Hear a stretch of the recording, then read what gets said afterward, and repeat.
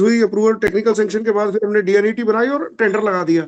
तो ये सारा प्रोसेस जो है हमें या आपको भी इंस्ट्रक्शंस जो आई हैं कि it should be through Haryana engineering works portal.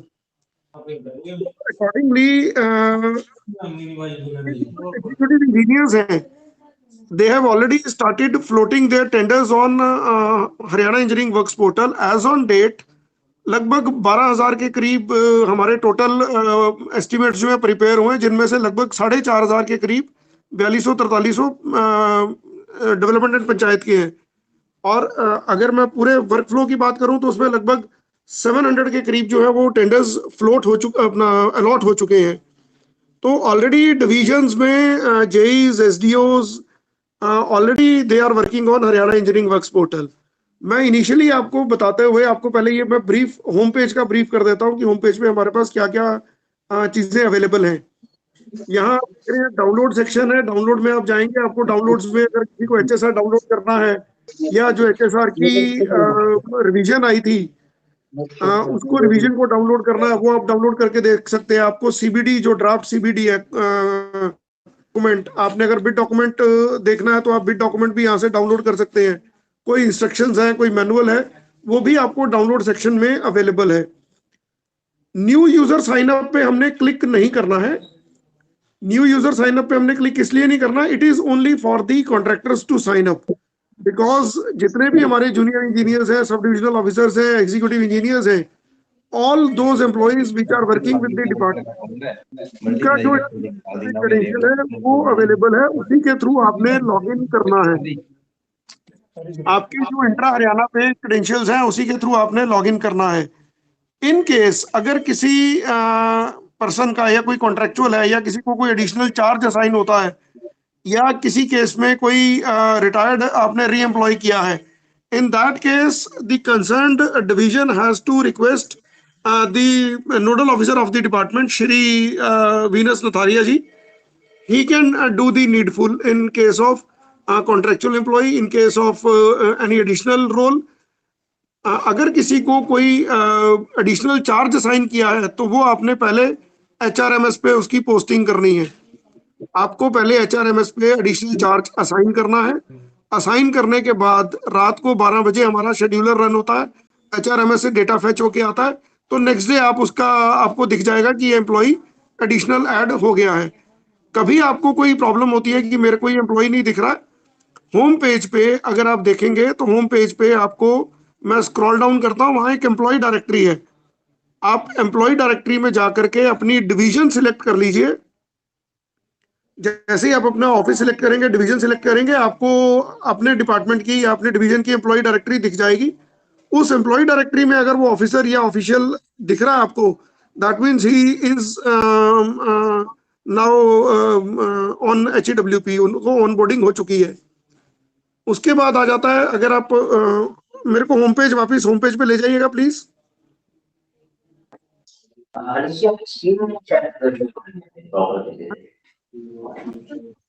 Problem network में आ रही है, I don't know, office network नहीं चल रहा, मेरे को फोन पे कनेक्ट करना पड़ा है।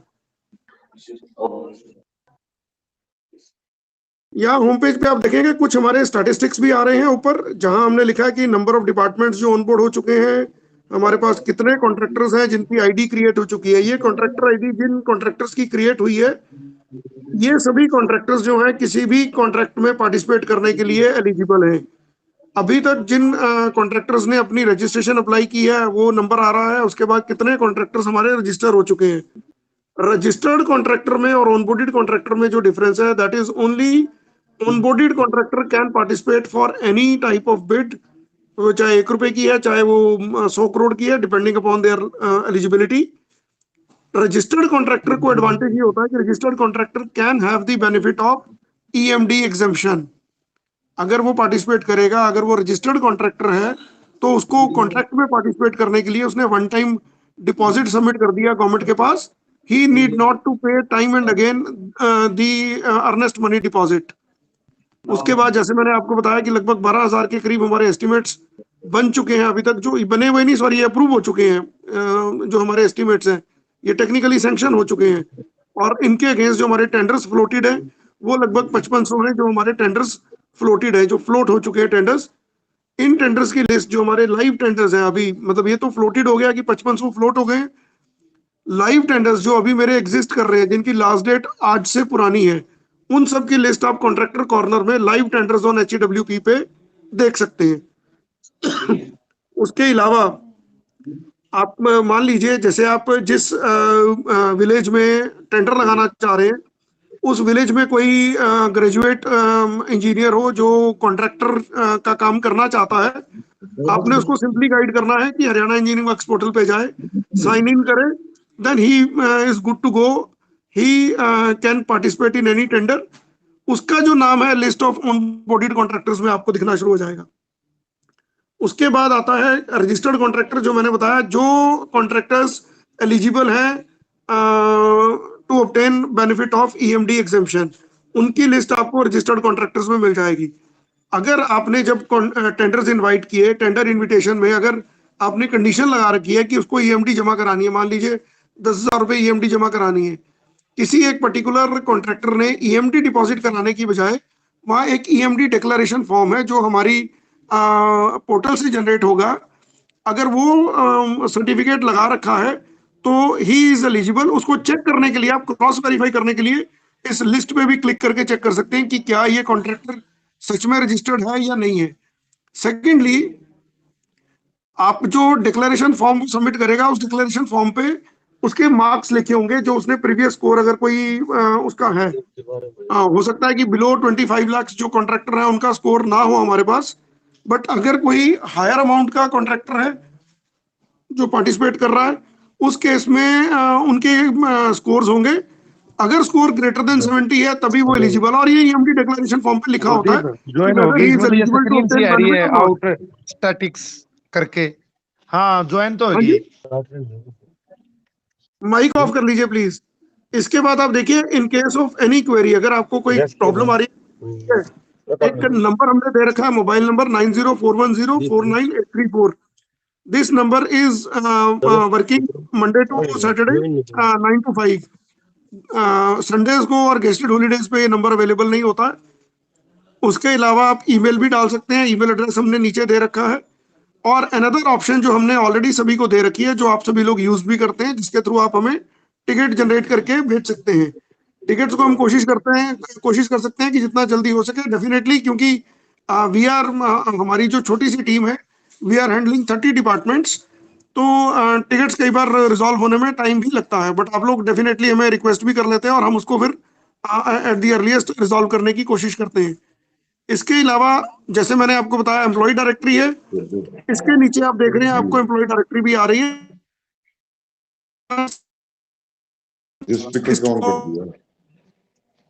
आ रही सब डिवीजन में आ रही है उन एम्प्लॉयज की। फर्दर आप देख रहे हैं कि ट्रेनिंग वीडियोस अवेलेबल है हमारे। अगर कोई किसी को ट्रेनिंग वीडियो देखना हो किसी भी सब्जेक्ट पे कि एस्टिमेट कैसे क्रिएट करना है, डिटेल्ड एस्टिमेट कैसे करना है, मुझे अगर टेंडर लगाना है तो क्या करना है, वो सारे वीडियोस इस पे अवेलेबल हैं। इसके अलावा जो FAQs है, अगर किसी भी स्टेज पे आपको कोई क्वेश्चन पूछना है तो हमने वहाँ सब्जेक्ट वाइज अलग अलग क्वेश्चंस बना रखे हैं। आप FAQ में जाके क्वेश्चंस भी वहां से उनका आंसर्स भी देख सकते हैं। इसके बाद आता है इंपॉर्टेंट पार्ट, करना है लॉगिन करने के लिए। मैंने आपको बताया कि there is no need to obtain any credential from anyone, everyone who is available on HRMS provided engineering department हो, he can immediately log into the Haryana engineering works portal. वहां जाके उनको लॉगिन करने के लिए क्या करना है, एम्प्लॉय सिलेक्ट करना है। बाय डिफॉल्ट हमने एम्प्लॉय की ऑप्शन दे रखी है। नीचे जाकर के उनको अपना मोबाइल नंबर और अपना यूनिक पे कोड डालना है, जो 6 डिजिट उनको इंट्रा हरियाणा का जो पे कोड है वो मेंशन करना है। अपना जो इंट्रा हरियाणा के क्रेडेंशियल है, पासवर्ड है, वो देना है। और नीचे अपना कैप्चा मेंशन कर देना है। कैप्चा मेंशन करने के बाद आप लॉगिन करने के लिए इमीडिएटली आप लॉगिन कर पाएंगे। मैं अभी आपको एक लॉगिन कर रहा हूँ। लॉगिन करने के बाद आपको एक स्क्रीन दिखेगी, ये लॉगिन कर लीजिएगा प्लीज। चल रहा ना तुम कैप्चा ना डाला उसने। इसमें अगर वो देखना हो तो दिखा रहे हैं, वो कैसे दिख रहे हैं, वो दिख ले रहे हैं। अपने अपने माइक्स म्यूट कर लीजिए। ये देखिए हमने एक मोबाइल नंबर डाल दिया, मोबाइल नंबर डालने के बाद एक पासवर्ड डाल दिया। पासवर्ड जो है वो आपको विजिबल नहीं होगा, इसको एनक्रिप्ट किया है। हरीश जी मेरे को ये बताइए, shall we test with the live credentials और व्हाट? ये बोल रहे हैं ना, कोई भी डाल लीजिए, ओवरव्यू देना तो डमी के साथ कर लेते हैं। ठीक है। एस्टिमेट बना के दिखाएंगे। इसको भी क्लियर हो शायद वो पता कर लो ना, वहाँ एक दफा पता कर आओ ना, तो कॉन्फ्रेंस आप गाना हमारा जो बैठा है वहाँ बैठ के पूछ रहे हैं अलाउ अगर इसको अलाउ करते हैं तो ये हरीश जी, हाँ जी। हम लाइव के साथ ही जाएंगे क्योंकि एसडीओ का वो दिखाना है ना बेसिकली जो। अच्छा चलो ठीक है, ओके ओके, गो हेड गो हेड। वो कह रहे हैं उनको कोई इन्फॉर्मेशन नहीं, लिंक दे देते हैं, वहाँ शायद चालू ना करें मीटिंग। हाँ चलो लिंक दे दो तो वहाँ चलो। करना चाहिए तब। I am also happy to inform you all. तो बैठे हैं इसको ढंग से, हाँ इसमें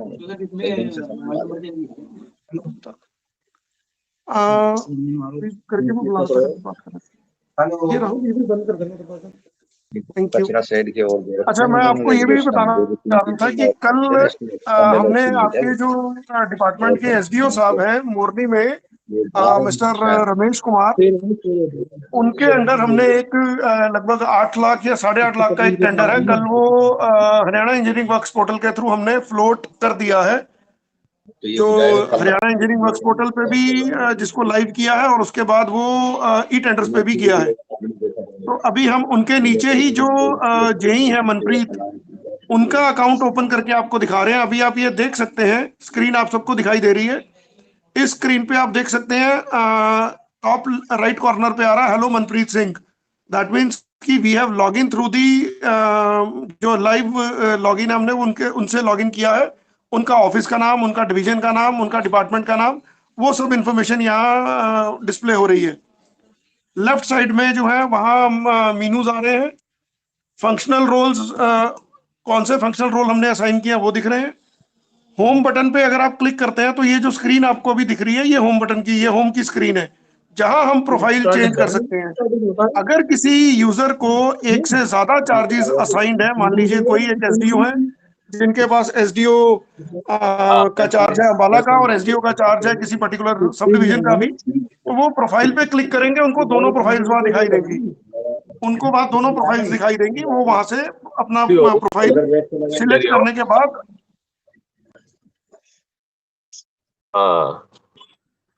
इसके अलावा लेफ्ट साइड में ई बिलिंग का ऑप्शन है, कॉन्ट्रैक्टर रजिस्ट्रेशन में वो देख सकते हैं स्टेटस, और ई एस्टीमेट। जो इंपॉर्टेंट पार्ट आप लोगों को चाहिए वो एस्टीमेट है। ई एस्टीमेट पे आप क्लिक करेंगे, सबसे पहले लिखा हुआ है शेयर स्क्रीन, लिखा हुआ है डिस्प्ले लिख रहा, शेयर स्क्रीन लिख रहा, मोर ऑप्शन। हेलो, आप माइक प्लीज म्यूट कर लीजिए अपने। हमें समझ में नहीं आ रहा कि आपको कोई प्रॉब्लम है या। हेलो, जिनके माइक्स ऑन है माइक्स ऑफ कर लीजिए प्लीज।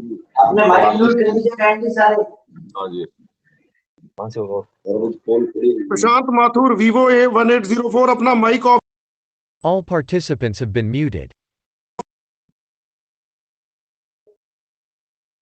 ओके, ई एस्टीमेट में जब आप जाएंगे, ई एस्टीमेट में आपको डैशबोर्ड दिखाई दे रहा है जहाँ एस्टीमेट का स्टेटस होगा। मॉड्यूल वाइज आप डैशबोर्ड भी देख सकते हैं, कौन सा टेंडर पे चला गया, कौन सा डीएनआईटी पे है, वो आपको वहाँ इन्फॉर्मेशन भी दिखाई देगी। उसके बाद है rough cost estimate. Rough cost estimate में आपको अपना रफ कॉस्ट एस्टीमेट क्रिएट करना है। ये स्क्रीन आपको दिखाई देगी जहां आपके पास ये ऑप्शंस आ रही हैं, pending at current user, divisions all estimate, checked by current user, final estimate by current user, estimate tracking. ये ऊपर रेडियो बटन है, आपने जो क्लिक किया होगा उस रेडियो बटन के अंदर जो इन्फॉर्मेशन अवेलेबल होगी वो आपको दिखाई देगी। हमें ये आपके डिपार्टमेंट से बार बार रिक्वेस्ट आ रही थी कि जो एस्टीमेट मेरे यहाँ से मेरा प्रिपेयर हो जाता वो यहाँ से लिस्ट में से आप हटा दीजिए। उसको अब हम पेंडिंग में नहीं दिखाते हैं, जो आपने चेक कर लिया वो चेक में चला जाएगा, जो आपका फाइनल सेव हो गया वो फाइनल सेव में चला जाएगा, और उसकी ट्रैकिंग आप एस्टीमेट ट्रैकिंग में जाके कर सकते हैं। अब हम आपको बता रहे हैं कि एस्टीमेट क्रिएट करना है तो आपने कहाँ क्लिक करना है। क्रिएट न्यू एस्टीमेट पे आप क्लिक करेंगे तो ये आपको यहाँ पे कुछ बटन्स दिखाई देंगे। स्टेप 1 टू स्टेप 8 है एस्टिमेट प्रिपेयर करने के लिए, और स्टेप 9 है जहां हम एस्टिमेट की ट्रैकिंग कर सकते हैं। सबसे पहले हमारी आ जाती है डिवीजन का नाम। डिवीजन का नाम मेरा बाय डिफॉल्ट जिस डिवीजन के अंडर मैं हूं उसी डिवीजन का नाम आएगा, यहाँ सब डिवीजन का नाम नहीं आएगा, डिवीजन का नाम आएगा जिस डिवीजन के अंदर मैं फॉल कर रहा हूँ। उसके बाद है एस्टिमेट रिलेट्स टू। मेरा एस्टिमेट सिविल से रिलेट करता है, मेरा एस्टिमेट मैकेनिकल से रिलेट करता है, मेरा एस्टिमेट इलेक्ट्रिकल से रिलेट करता है, या हो सकता है मेरा सिविल और इलेक्ट्रिकल दोनों से रिलेट करता हो। तो मैं दोनों चूज कर लूंगा कि मेरा ये एस्टिमेट सिविल भी है और मेरा ये एस्टिमेट इलेक्ट्रिकल भी है। जैसे ही मैंने सिलेक्ट किया कि मेरा एस्टिमेट किससे रिलेट करता है, उसके बाद वो मेरे को पूछेगा कि आपकी किस डिवीजन से इस एस्टिमेट को आपने एग्जीक्यूट कराना है, वो मेरी डिवीजन आ जाएगी। उसके बाद एस्टिमेट का टाइप क्या है, रोड वर्क है, बिल्डिंग वर्क है, कुछ और है, वो मैं यहाँ से सिलेक्ट कर सकता हूँ, वो मैं यहाँ से सिलेक्ट कर सकता हूँ। उसके बाद आ जाता है कि एस्टिमेट का नाम। जो एस्टिमेट आप बना रहे हैं उस एस्टिमेट का डेफिनेटली आप कोई ना कोई नाम देते हैं। मेरी आप सबसे रिक्वेस्ट है, इसका एस्टिमेट का नाम देते हुए आप कभी भी रफ कॉस्ट एस्टिमेट मत लिखिए। ऑलवेज गिव कंस्ट्रक्शन ऑफ गली या कंस्ट्रक्शन ऑफ पॉन्ड, जो भी आप देना चाहते हैं उसको कंस्ट्रक्शन से शुरू कर दीजिए। Don't mention it as rough cost estimate for construction of gali. उसमें क्या होता है कि हमने रफ कॉस्ट बनाया, तो जब ये मेरा एक बार मैंने जो वर्क का नाम दिया है, it will go to the detailed estimate, same name जाएगा, तो वहां कंफ्यूजन हो जाता है, ये तो रफ कॉस्ट ही चल रहा है, वो रफ कॉस्ट ही दिखाई देगा फिर आपको। उसके बाद आ जाता है कि आपका एरिया, जिस एरिया में आपने ये काम करना है वो रूरल एरिया है या अर्बन एरिया है। रूरल एरिया है तो डिस्ट्रिक्ट का नाम सिलेक्ट कर लीजिए, ब्लॉक का नाम सिलेक्ट कर लीजिए किस ब्लॉक में वो काम है। उसके बाद आपने वहां से विलेज सिलेक्ट करनी है कि वो जो आप काम कर रहे हैं, आपने एक गली बना रहे हैं, वो गली किस पर्टिकुलर विलेज के अंडर है, वो विलेज का नाम सिलेक्ट करने के बाद ऐड टू लिस्ट कर दीजिए। जैसे ही आप ऐड टू लिस्ट करेंगे तो ये नीचे आपको दिखाई देना शुरू हो जाएगा कि ये जो हैबिटेशन है ये कहाँ की है, ये एस्टिमेट किस हैबिटेशन को कवर करेगा। उसके बाद हमें उसका ब्रीफ स्कोप देना है। वर्क जो हम क्रिएट कर रहे हैं उसका हम ब्रीफ स्कोप देंगे। वर्क की कैटेगरी हमें बताना है, हम वर्क की कैटेगरी सिलेक्ट कर लेंगे। वर्क की कैटेगरी सीएम अनाउंसमेंट है या कोई एमएलए की प्रायोरिटी है या कुछ उसमें अगर दी हुई है, वो वर्क कैटेगरी आप सिलेक्ट कर लीजिए। सीएम अनाउंसमेंट आप नंबर डाल दीजिए। क्या वो किसी मेजर हेड के थ्रू आप कर रहे हैं, यस सर नो है ऑप्शन है। अगर मेजर हेड है तो मेजर हेड किस डिपार्टमेंट से रिलेट करता है, उसका मेजर हेड का हेड कौन सा है वो आप सिलेक्ट कर लीजिए। और ये जो टाइप है, ये प्लान है नॉन प्लान है, वो आपको वहां सिलेक्ट करना है। वो सिलेक्ट करने के बाद आपने स्कीम, जिस स्कीम से उसको जिस स्कीम के अंडर वो वर्क हो रहा है, वो स्कीम सिलेक्ट करने के बाद ऐड कर दीजिए। ये इमीडिएटली ऐड टू लिस्ट हो जाएगा। उसके बाद हमें ये बताना है कि ये टेंडर जो हम एग्जीक्यूट कर रहे हैं, एडमिनिस्ट्रेटिव अप्रूवल आने के बाद कितने दिनों में मैं टेंडर फ्लोट कर दूंगा। एडमिनिस्ट्रेटिव अप्रूवल आने के बाद, एडमिनिस्ट्रेटिव अप्रूवल आएगी, मेरी टेक्निकल सैंक्शन भी होगी, मेरी डीएनआईटी अप्रूव होगी। उसके बाद जो मेरी डीएनआईटी आने के बाद मेरी जो टेंडर है वो फ्लोट होगा। तो कितने दिनों, आप उसके हिसाब से अपना टाइम मेंशन कर दीजिएगा।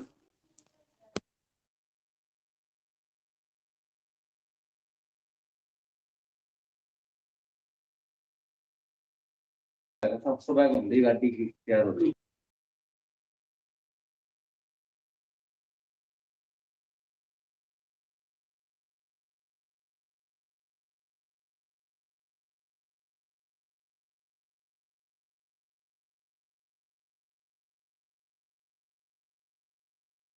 हेलो, अभी आ रही है आवाज वीरेश जी? वीरेश जी अभी आ रही है मेरी आवाज? लीजिए, अब आ रही है हरीश जी आवाज। हेलो, अब आ रही है हरीश जी, और पुराने पेज से जाना, वहां से हम म्यूट हो गए थे।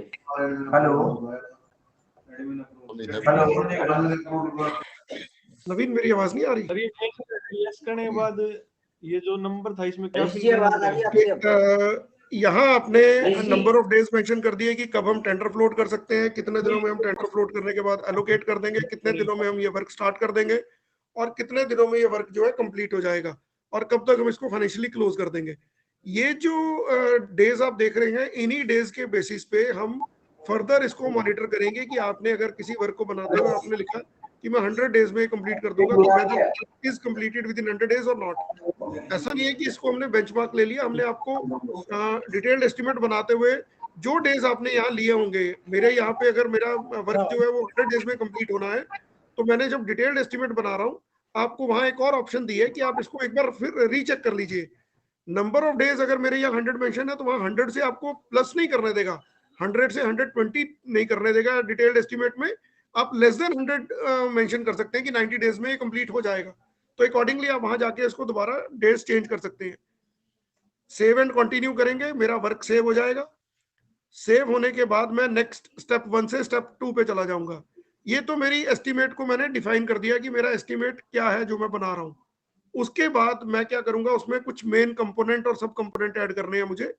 कोई भी एस्टिमेट जब हम बनाते हैं, उसका एक मेन कंपोनेंट होगा और उसका एक सब कंपोनेंट होगा।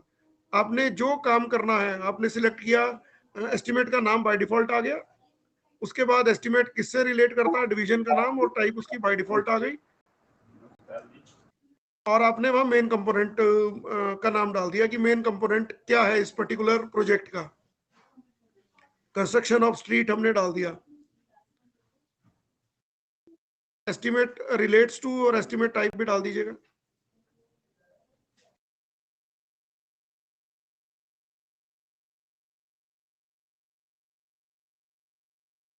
ये ड्रॉप डाउन है, अभी आपको स्क्रीन शेयर कर रहे हैं इसलिए हो सकता है ड्रॉप डाउन में ऑप्शंस नहीं दिखाई दे रही हो, बट आप जब अपना यूज करेंगे तो आपको वहां ड्रॉप डाउन सारी दिखाई दे जाएंगी। आपने उसके बाद इस कंपोनेंट को डालने के बाद add main component to list कर दीजिए। वो कंपोनेंट आपको नीचे दिखाई दे जाएगा। आप उस कंपोनेंट को एडिट भी कर सकते हैं अगर आपको लग रहा है कि आपने नेम में कोई गलती कर दी है, कंपोनेंट कुछ और डालना है, और डिलीट भी कर सकते हैं और एडिट भी कर सकते हैं। अनदर थिंग इज, यहाँ एक ही कंपोनेंट जरूरी नहीं है, हो सकता है आपके पर्टिकुलर प्रोजेक्ट में 2 कंपोनेंट्स हो, तो आप 2 कंपोनेंट डाल दीजिए। Thereafter, save and continue, it will move to next part, that is सब कंपोनेंट।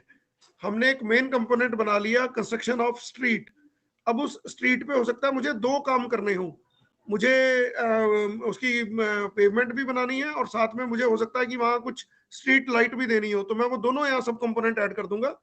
तो यहाँ पे आप सब कंपोनेंट ऐड कर सकते हैं। आपका कंपोनेंट का नाम सिलेक्ट कीजिएगा, मेन कंपोनेंट किससे रिलेटेड है वो बाय डिफॉल्ट आ जाएगा, और सब कंपोनेंट आप लिखने के बाद ऐड कर दीजिए।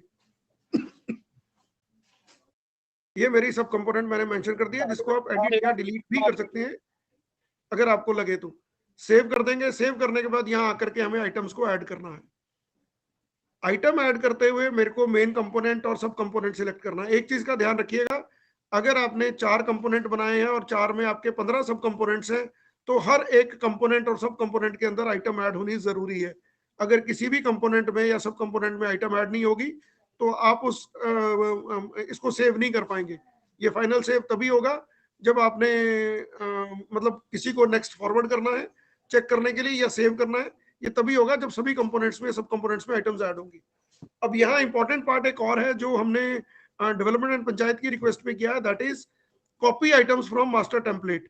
आपने एक टेम्पलेट का मास्टर बना लिया, आपने अपनी ई लाइब्रेरी बनानी है, आपने लाइब्रेरी का ऑलरेडी एक एस्टिमेट बना रखा है। आप यहाँ name of copy from master template पे क्लिक करेंगे, आपको यहाँ टेम्पलेट का ये ड्रॉप डाउन पॉपअप विंडो दिख जाएगा। ये हमने एक और प्रोविजन कर दिया है जहां आप कोई भी ऑफिस सिलेक्ट कर सकते हैं। मान लीजिए चरखी दादरी ने कोई टेम्पलेट बना रखा है, आप उस टेम्पलेट को यूज करना चाहते हैं, तो आप यहाँ से ऑफिस का नाम सिलेक्ट कीजिए। बाय डिफॉल्ट आपका अपना डिवीजन आएगा, जिस डिवीजन में आप काम कर रहे हैं आप यहाँ से ऑफिस का नाम चेंज कर सकते हैं। नीचे आप देखेंगे तो नेम ऑफ टेम्पलेट जो बने होंगे उस डिवीजन में, वो डिवीजन के टेम्पलेट्स आपको दिख जाएंगे। सिलेक्ट कीजिए। आप सिलेक्ट करने के बाद आपने ओके करना है। उसके अंदर जो आइटम होगी वो आइटम आपको यहाँ दिख जाएगी। ये स्ट्रीट कच्चा हमने सिलेक्ट कर लिया अप टू 10 फीट। अब इसको मैंने प्रीव्यू किया।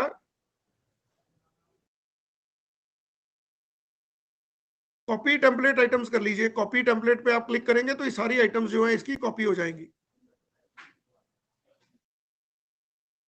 हमने कॉपी टेम्पलेट आइटम्स पे क्लिक कर दिया तो मेरी ये आइटम्स जो है इसमें ऑटोमेटिकली कॉपी होके आ गई। अब मैं यहाँ प्रीव्यू रिपोर्ट कर रहा हूँ। मैंने अभी तक कोई आइटम ऐड नहीं की है, मैंने सिर्फ टेम्पलेट से आइटम उठाई है। वो मैंने यहाँ जैसे ही मैंने प्रीव्यू पे क्लिक किया, आपको यहाँ स्क्रीन पे दिखाई दे जाएगा कि मेरा वो आइटम्स आ गई हैं एडिशनल।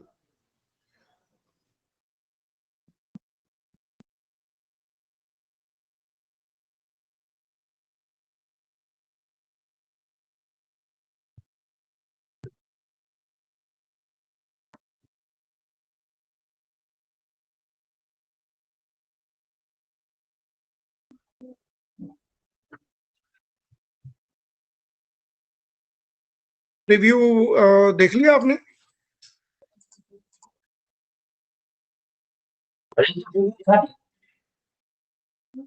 ओके, इसके बाद हम नेक्स्ट चलते हैं कि जब मुझे कोई आइटम्स अगर ऐड करनी है, वो एचएसआर की आइटम है। ये देखिएगा अभी यहाँ पे जो मेरी आइटम्स उस पर्टिकुलर टेम्पलेट में एडिट थी, वो एक आइटम एचएसआर की थी 441, एक आइटम थी 10.16, एक थी 17/22, 17/22, तो ये सारी आइटम्स मेरी यहाँ दिखाई दे रही हैं। एक चीज और यहाँ इंपॉर्टेंट है, वो ये है किसी भी आइटम के साथ अगर कोई आपने वो लगा रखी होगी, इसमें अगर आप कोई भी आइटम देखेंगे, उस आइटम में अगर कहीं रेड में आपको, अभी आप सारा ब्लैक देख रहे हैं, अगर कोई भी आइटम का रेट, इफेक्टिव रेट जो है वो रेड कलर में है, दैट मीन्स कि उस पर्टिकुलर आइटम के ऊपर कोई नोट अप्लाई हुआ है। हमने आइटम चूज की, आइटम चूज करने के बाद मुझे लगा कि इस पे एक नोट लगना चाहिए मेरे को। अगर कोई मान लीजिए बिटुमेन मंगानी है और उसके साथ लीड भी लगेगी, तो मैंने नोट अप्लाई कर दिया, तो वो ऑटोमेटिकली मेरा इफेक्टिव रेट जो है, अगर बिटुमेन का मेरा रेट 4000 है, तो उसके बाद नोट अप्लाई करने के बाद मैं उस आइटम इफेक्टिव रेट को, जो मैं अपना अराइवल सॉरी हाँ रेट निकालूंगा मैं अपनी कॉन्फिडेंशियल से, वो निकालने के बाद मैं जो रेट बनता होगा वो रेट वहां मेंशन कर दूंगा, तो वो रेट एप्लीकेबल हो जाएगा जो आपने खुद से मेंशन किया होगा। वापस चलते हैं हम आइटम्स ऐड करने के लिए। देख लेना एक बार क्या करेगा। वहाँ खेत में लगेंगे तो बाद लाइन तो जब आएगी।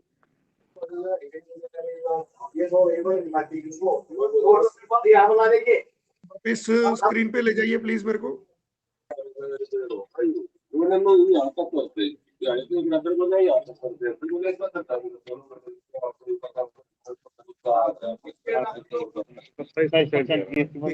अभी यहाँ जैसे मैंने आपको बताया, जो मैंने आइटम ऐड की थी, मैंने थ्रू टेम्पलेट वो आइटम ऐड कर ली थी।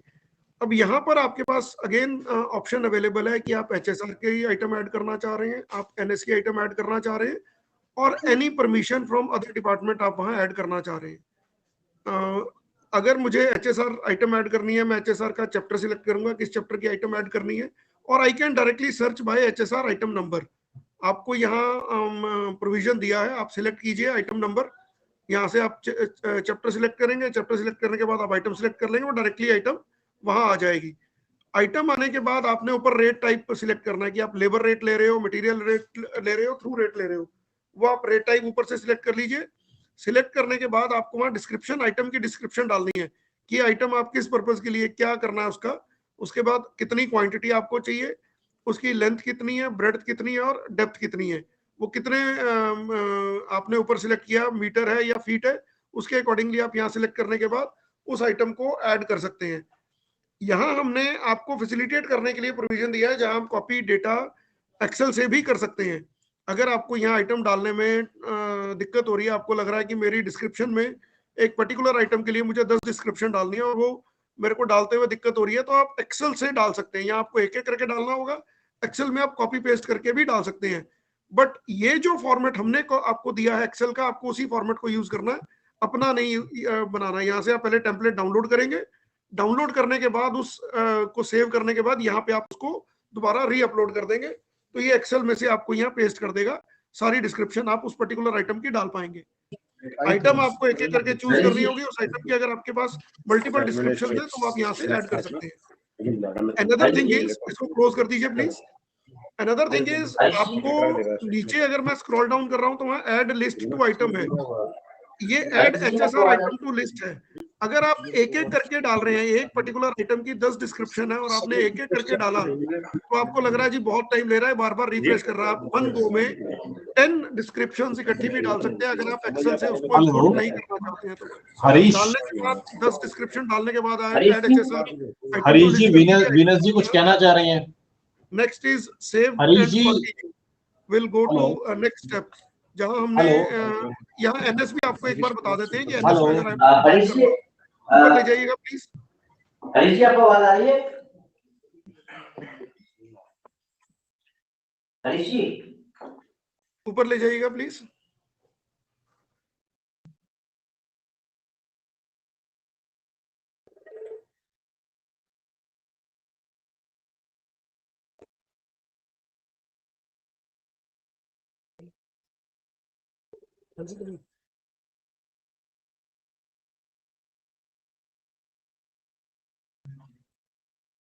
फॉर्मेट करके दिखाएंगे सर एक्सेल को, ये नहीं हो पा रहा सर।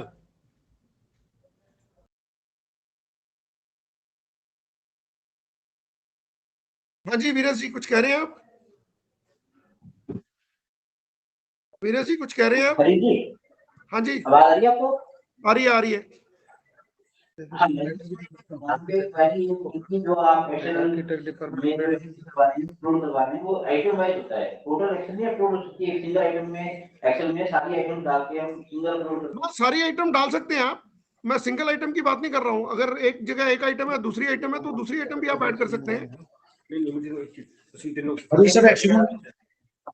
हरीश जी इसमें ऐसा है, अगर हमारी 10 आइटम्स हैं तो 10 का हमारे को एक्सेल की फॉर्मेट्स बनाने पड़ेंगे कंप्यूटर में, और उसको वन बाय वन हमारे को इधर शिफ्ट करना पड़ेगा।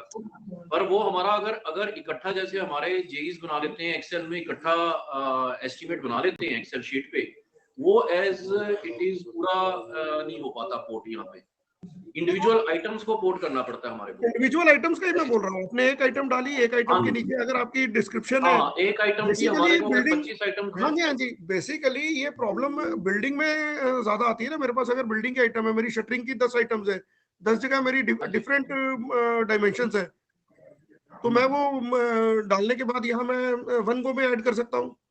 मतलब मेरे को 25 आइटम अगर हैं तो नवीन जी एक बार इसको थोड़ा सा स्क्रॉल अप करेंगे प्लीज, स्क्रॉल अप करेंगे। नहीं 25 इकट्ठी नहीं जा सकती ना।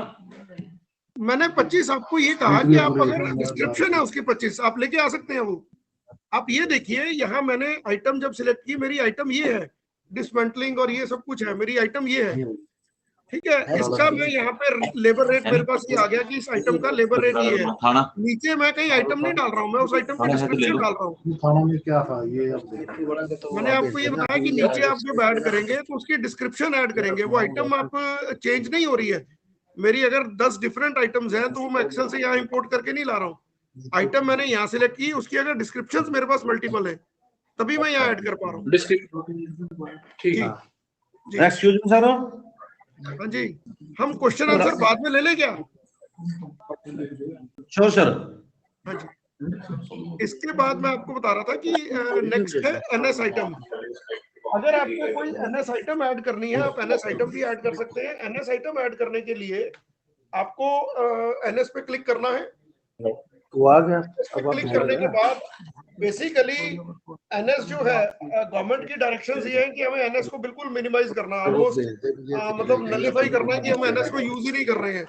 तो शुरू में जो हमारी सर एक बार एक्सेल में क्लियर करवा दोगे सर, टाइमिंग कंज्यूमिंग हमारी बहुत कम हो जाएगी, इसमें क्लियर हमारा करवा दो एक बार। आप क्या कह रहे हैं जी? मैं रिक्वेस्ट कर रहा हूँ आपसे कि हम क्वेश्चन आंसर बाद में ले लेते हैं। मैं इसको फटाफट से कंप्लीट कर देता हूँ, उसके बाद आपके जो इश्यूज है वो हम टेकअप कर लेंगे। एनएस में मैं आपको ये बता रहा था कि एनएस आइटम अगर आपको ऐड करनी है, एनएस में आपने कैटेगरी सिलेक्ट करनी है कि एनएस किस कैटेगरी की एनएस है।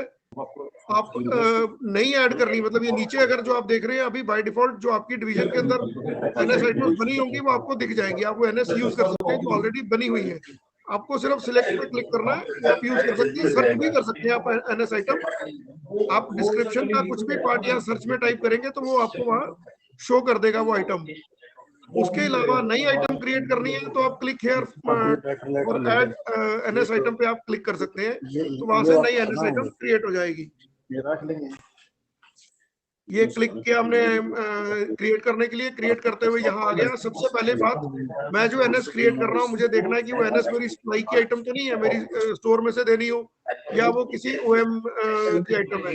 अगर ओएम की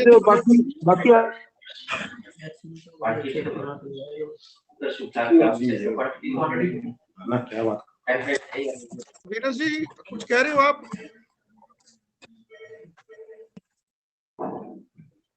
ओके, नीचे नेम ऑफ वर्क हमने मेंशन कर दिया, किस वर्क में मैं इस आइटम को ले रहा हूँ, बाय डिफॉल्ट आ जाएगा मेरा। डिस्क्रिप्शन मुझे उसकी देनी है। डिस्क्रिप्शन आप ध्यान रखिएगा, जो आप एक बार देंगे उस डिस्क्रिप्शन को ये दोबारा यूज नहीं करेगा, दोबारा अलाउ नहीं करेगा उस डिस्क्रिप्शन को डालने के लिए। एक बार अगर आपके पास ऑलरेडी एडिट है तो अगर कोई आइटम आप ऐड करना चाह रहे हैं पहले वो सर्च कर लीजिए और मीनिंगफुल नेम दीजिएगा, मीनिंगफुल डिस्क्रिप्शन दीजिएगा, सो दैट नेक्स्ट टाइम जब आप सर्च करें तो आपको इजीली वो आइटम मिल जाए, अगर आपको सेम एनएस आइटम दोबारा यूज करनी है। यहाँ इंपॉर्टेंट चीज क्या है कि जब मैं आइटम ऐड कर रहा हूं तो मुझे आइटम की नियरेस्ट एचएसआर बतानी है कि ये किस नियरेस्ट एचएसआर के साथ ये मैच करती है। हो सकता है कोई ऐसी आइटम हो जो आपको लग रहा है कि एचएसआर में ये है ही नहीं है इससे पहले, तो आप कैप्चर टू के अंदर जो आइटम्स है उसमें किसी के साथ भी इसको मैप कर दीजिए जिस आइटम की वो कैटेगरी, किस कैटेगरी की वो आइटम है।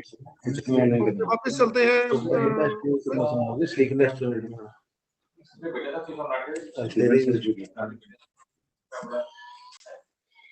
ये मैंने ऐड कर दिया, सेव एंड कंटिन्यू कर दीजिए। मैंने कुछ जो मेरे पास यहाँ अवेलेबल आइटम्स थी वो ऐड कर दी।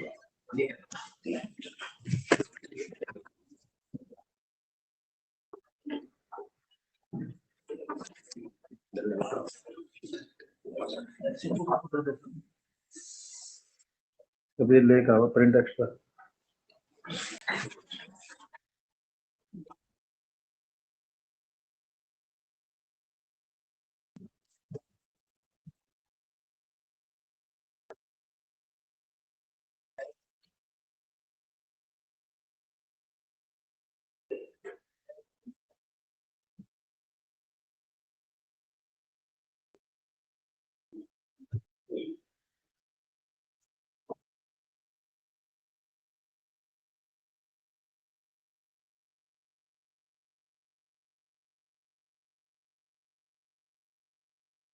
आवाज नहीं है।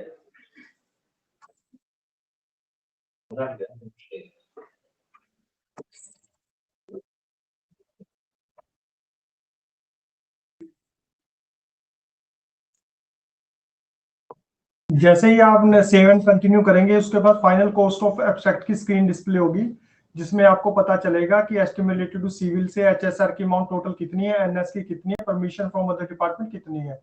अगर उसमें कुछ चार्जेस इंप्लीमेंट करना चाहते हो, contingency charges, departmental charges, other charges, तो आपको यहाँ पर मेंशन करना पड़ेगा। तो मेंशन करने के बाद आपको कैलकुलेट चार्जेस, तो आपका टोटल 22,000 रुपये टोटल कंटीजेंसी चार्जेस लग गया, जबकि आपके एस्टिमेट की एचएसआर अमाउंट थी 11,15,000, टोटल अमाउंट हो गई 11,38,000। उसको सेव एंड कंटिन्यू।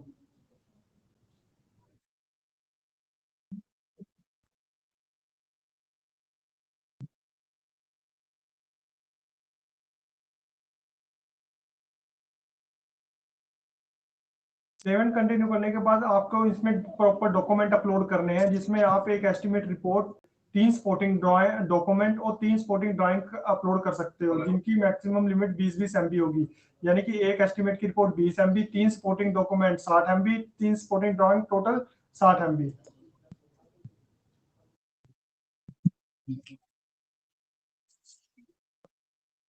आपको एस्टिमेट रिपोर्ट सिलेक्ट करना है, फाइल सिलेक्ट करनी है,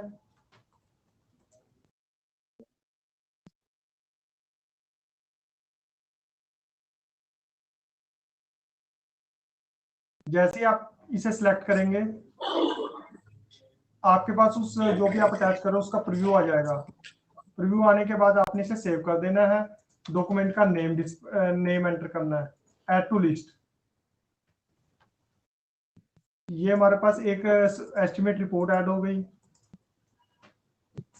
ऐसे ही आपको एक स्पोर्टिंग डॉक्यूमेंट अपलोड करना है।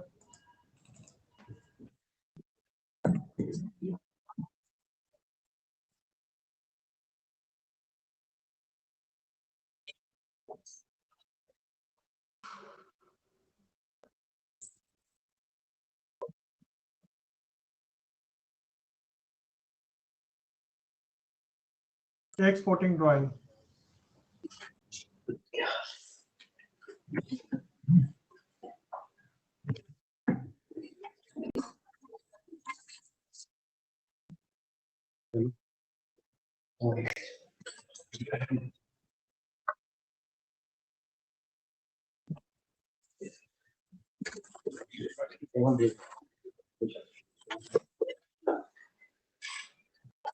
Save and continue.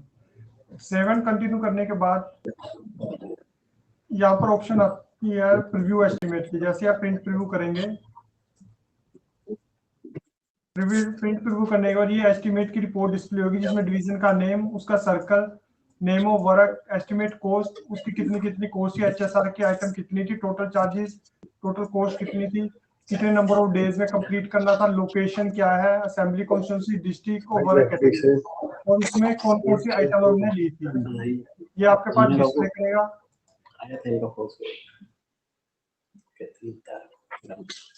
ये रिपोर्ट आपके पास डिस्प्ले होगी।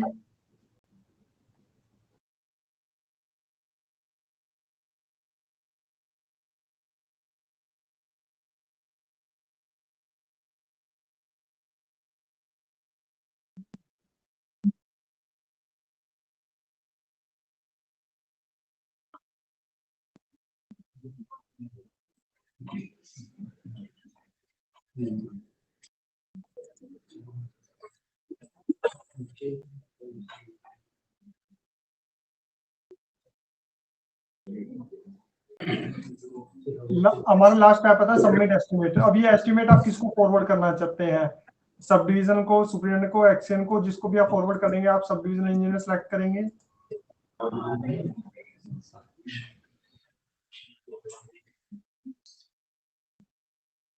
अगर इसके साथ आप कोई अपलोड करना चाहते हैं फाइल,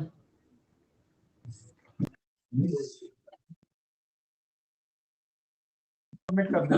अब ये एस्टिमेट श्री शाही जी के, शाही कुमार जी, शाही शर्मा जी के आईडी पर जाकर स्टैंड कर गया होगा।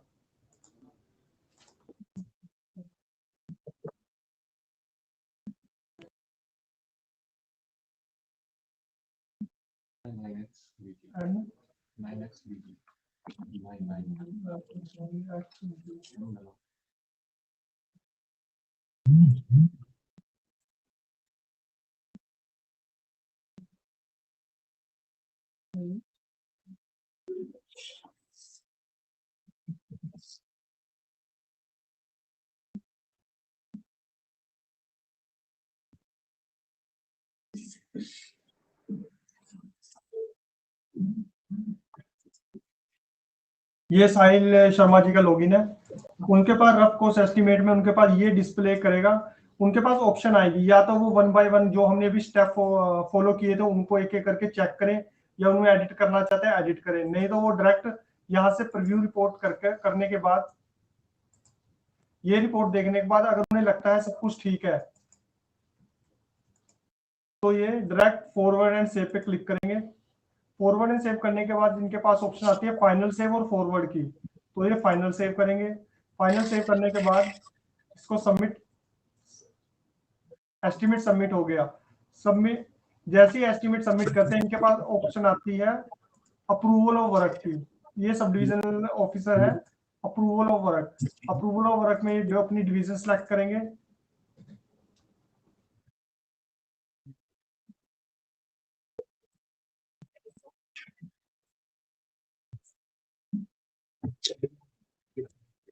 ये हमारा एस्टिमेट था। इसको सिलेक्ट करना है, किसको मैडम अप्रूवल कर रहे हैं, अप्रूविंग अथॉरिटी,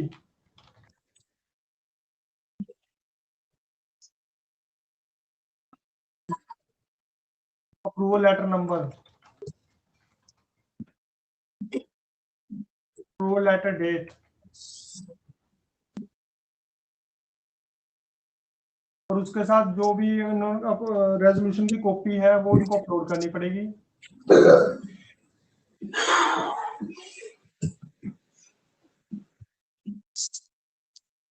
और ये अप्रूव वर्क कर देंगे। ये आपका एस्टिमेट अप्रूव हो चुका है। एस्टिमेट अप्रूव होने के बाद ये एस्टिमेट डिटेल एस्टिमेट में डिस्प्ले करेगा, लेकिन उस ही पर्सन के पास डिस्प्ले करेगा जिसने इसे इनिशिएट किया था। जैसे कि इस केस में क्या था, जेई साहब ने इसको इनिशिएट किया था।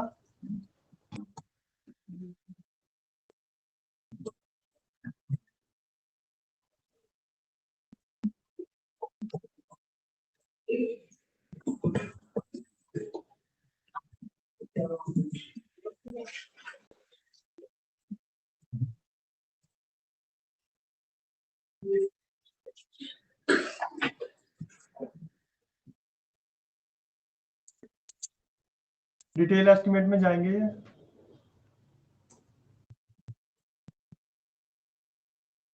डिटेल एस्टिमेट में हमारे पास टोटल 11 स्टेप्स हैं।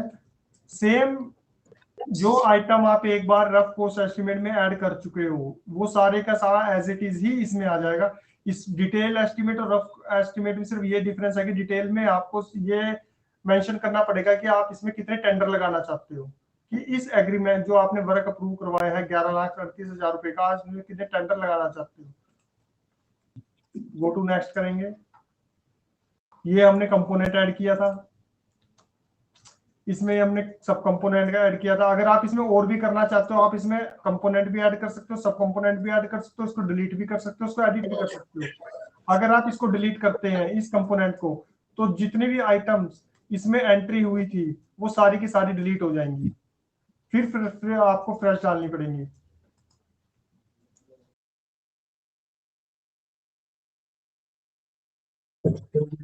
ये आ गया हमारा फोर्थ स्टेप, प्रिपेयर पैकेज।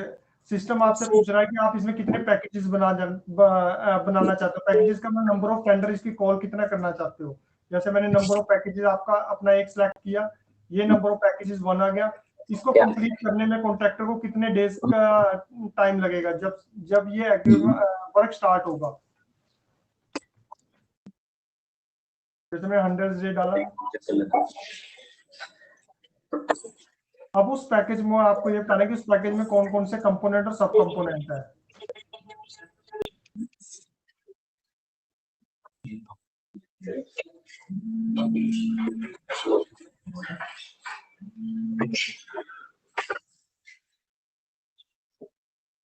बाकी स्टेप वही है, preview cost of abstract,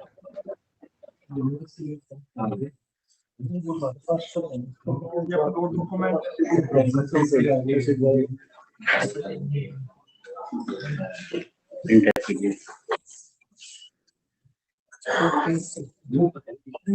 view करोगे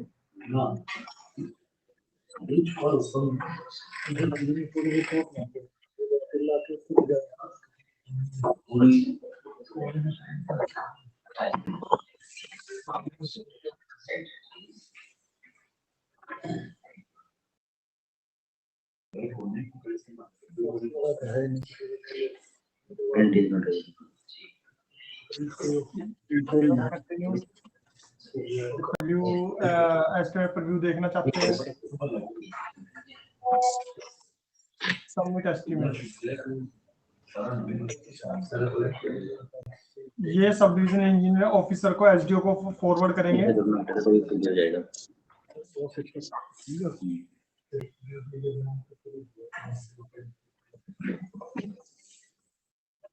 डिटेल एस्टिमेट अब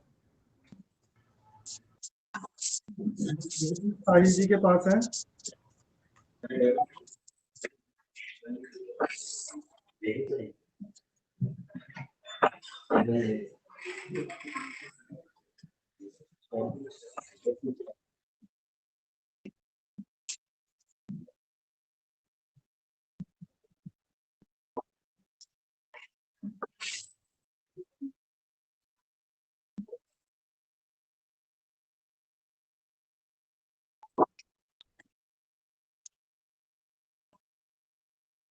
ये एस्टिमेट है।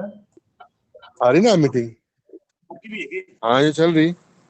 और यहाँ हमारे 4 बजे की है, सीओ साहब लेंगे। अच्छा ऑनलाइन मीटिंग चल रही। प्रस्ताव वापस लेंगे। एक फोन मिला दे यार, इसमें मीटिंग का कनेक्शन जरूरी है होना, ना तो मैं वो हो जाऊंगा। एक मिनट। हेलो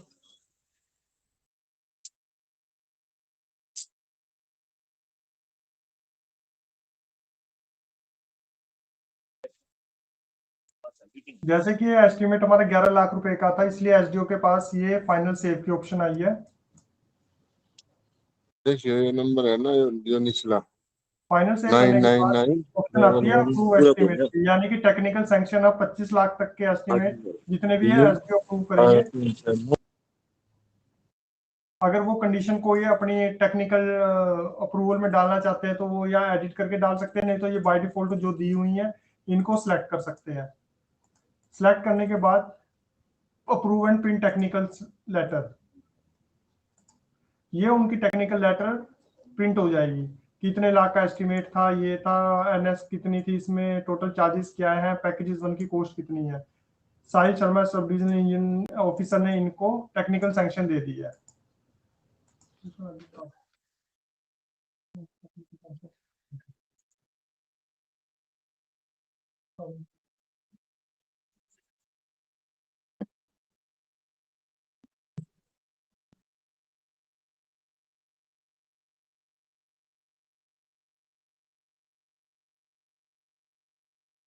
इसके बाद आपको डीएनआईटी बनानी है। डीएनआईटी के लिए यहाँ पे ईडीएनआईटी का ऑप्शन है। डीएनआईटी पे जाएंगे, क्रिएट न्यू बिड डॉक्यूमेंट। यहाँ पे आप वर्क सिलेक्ट करेंगे, कौन सा वर्क था। नहीं, डमी को देखो, रिपोर्ट में लिखा हुआ है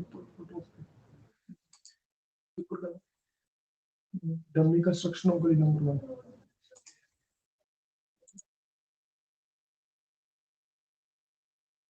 इसको ऐड करेंगे लिस्ट में। देन उसके बाद डीएनआईटी का नेम यहाँ चेंज कर सकते हैं आप, जो आपका डीएनआईटी का नेम है उसको यहाँ डाल सकते हैं। देन टेंडर एग्जीक्यूटिंग ऑफिस,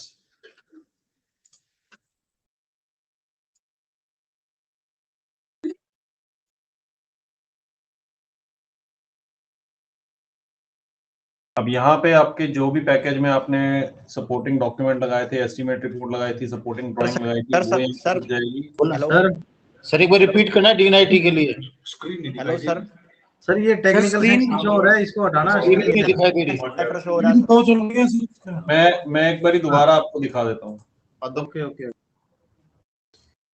ईडीएनआईटी है, यहाँ पे डीएनआईटी का ऑप्शन है, क्रिएट न्यू बिड डॉक्यूमेंट करेंगे आप।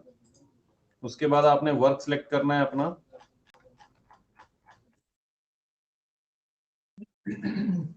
वर्क को ऐड करना है लिस्ट में। यहाँ पे अमाउंट एक बार चेक कर लीजिएगा, जो अमाउंट है वर्क का नेम है। देन उसके बाद आपने डीएनआईटी का नाम देना है। डीएनआईटी का नाम जो आप देना चाहेंगे वो यहाँ पे डिफाइन कर लीजिएगा।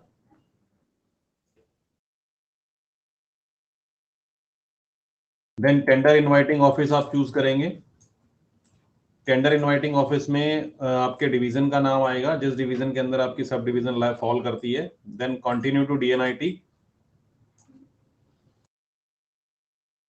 उसके बाद यहाँ पे वो वर्क आपको रिफ्लेक्ट करेगा, डीएनआईटी का नेम। देन इसमें एक पैकेज था, पैकेज की कॉस्ट कितनी थी और पैकेज का नेम क्या था वो यहाँ दिखेगा आपको। उसको स्टिक करेंगे तो आपको टेंडर की कॉस्ट दिख रही है, जिस वैल्यू पे डालना है। देन उसके बाद एस्टीमेट रिपोर्ट है, सपोर्टिंग डॉक्यूमेंट है, सपोर्टिंग ड्राइंग जो आपने लगाई थी उनको आप यहाँ से देख सकते हैं। साथ में अगर आप जिप डाउनलोड करना चाहें तीनों को तो यहाँ से डाउनलोड कर सकते हैं। HSR यहाँ से डाउनलोड कर सकते हैं, NS डाउनलोड कर सकते हैं। देन उसके बाद आपने क्या करना है, bid document approving authority choose करना है, क्योंकि ये जो है SDO के लेवल पे है, 25 लाख से नीचे का है, तो अपने सब डिविजनल ऑफिसर चूज करना है। Continue to prepare bid document. इसको जब आप करेंगे तो ये वही बिड डॉक्यूमेंट है जो कि गवर्नमेंट ऑफ हरियाणा ने अप्रूव किया है for any amount of work के लिए। इसमें ये एक डिफरेंट सेक्शन है, जहां पे दो सेक्शन है बेसिकली, जहां आप एडिट कर सकते हैं। लाइक इंस्ट्रक्शन टू बिडर्स है, यहाँ पे आप अपना कोई भी क्लॉज ऐड कर सकते हैं कि ये वर्क जो है ग्राम पंचायत के पर्टेनिंग है, कोई पेमेंट टर्म है, वो आप ऐड क्लॉज करके डाल सकते हैं। यहाँ प्रोविजन दिया हुआ है, क्लिक करेंगे तो ये टेंडर स्पेसिफिक क्लॉज आ जाएगा। यहाँ पे आप लिख सकते हैं, टाइप करके सेव कर सकते हैं। सेव करेंगे तो ये क्लॉज जो है ऑटोमेटिकली जो बिड डॉक्यूमेंट है उसके अंदर सेव हो जाएगा। उसके बाद अगर आपकी हो सकता है कोई पर्टिकुलर मशीनरी की रिक्वायरमेंट हो किसी पर्टिकुलर वर्क के लिए, तो आप वो मशीनरी टाइप यहाँ से चूज कर सकते हैं, मशीनरी का नेम डाल सकते हैं, क्वांटिटी बता सकते हैं, ऐड। देन उसके बाद ये कुछ पैरामीटर्स हैं जो आप डिफाइन कर सकते हैं कि एम्प्लॉयर कौन होगा, डेजिग्नेशन किसका है, एड्रेस क्या है। तो ये सारे के सारे इंफॉर्मेशन जो है ये आपके पास रेडीली अवेलेबल होनी चाहिए, तभी आप एंटर कर पाएंगे। इस इंफॉर्मेशन को एंटर करने के बाद आपका जो है कंडीशन ऑफ कॉन्ट्रैक्ट्स है, ये एक सेक्शन है जहाँ पे अगर आप कोई स्पेशल कंडीशन डालना चाहें तो वो डाल सकते हैं। एंड देन कॉन्ट्रैक्ट करना है। इसके बाद जो बिल ऑफ क्वांटिटीज है, बिल ऑफ क्वांटिटीज में जो भी आपकी आइटम्स थी HSR और NS, वो ऑटोमेटिकली इसके अंदर ऐड हो जाएंगी। वो जब आप ये डॉक्यूमेंट डाउनलोड करेंगे वहां पे आपको दिखेगा। देन फॉरवर्ड फाइनल सेव, यहाँ पे जो SDO हैं, अभी ये हमने SDO के लॉगिन से तैयार किया है, तो SDO जो है अपने आप को यहाँ पे फॉरवर्ड करेंगे एक बारी।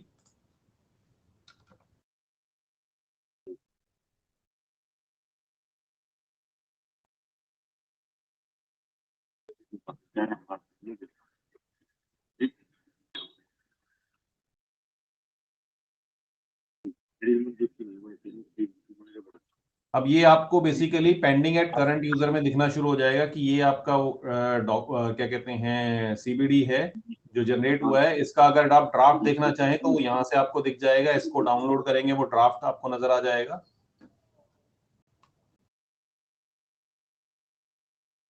ये ड्राफ्ट जो है, जो हमने कल एक पंचकुला का लगाया था, तो वो बेसिकली इस बिट डॉक्यूमेंट पे ऑफलाइन काम करते थे, जबकि ये हमने यहाँ पे प्रोविजन दिया हुआ है।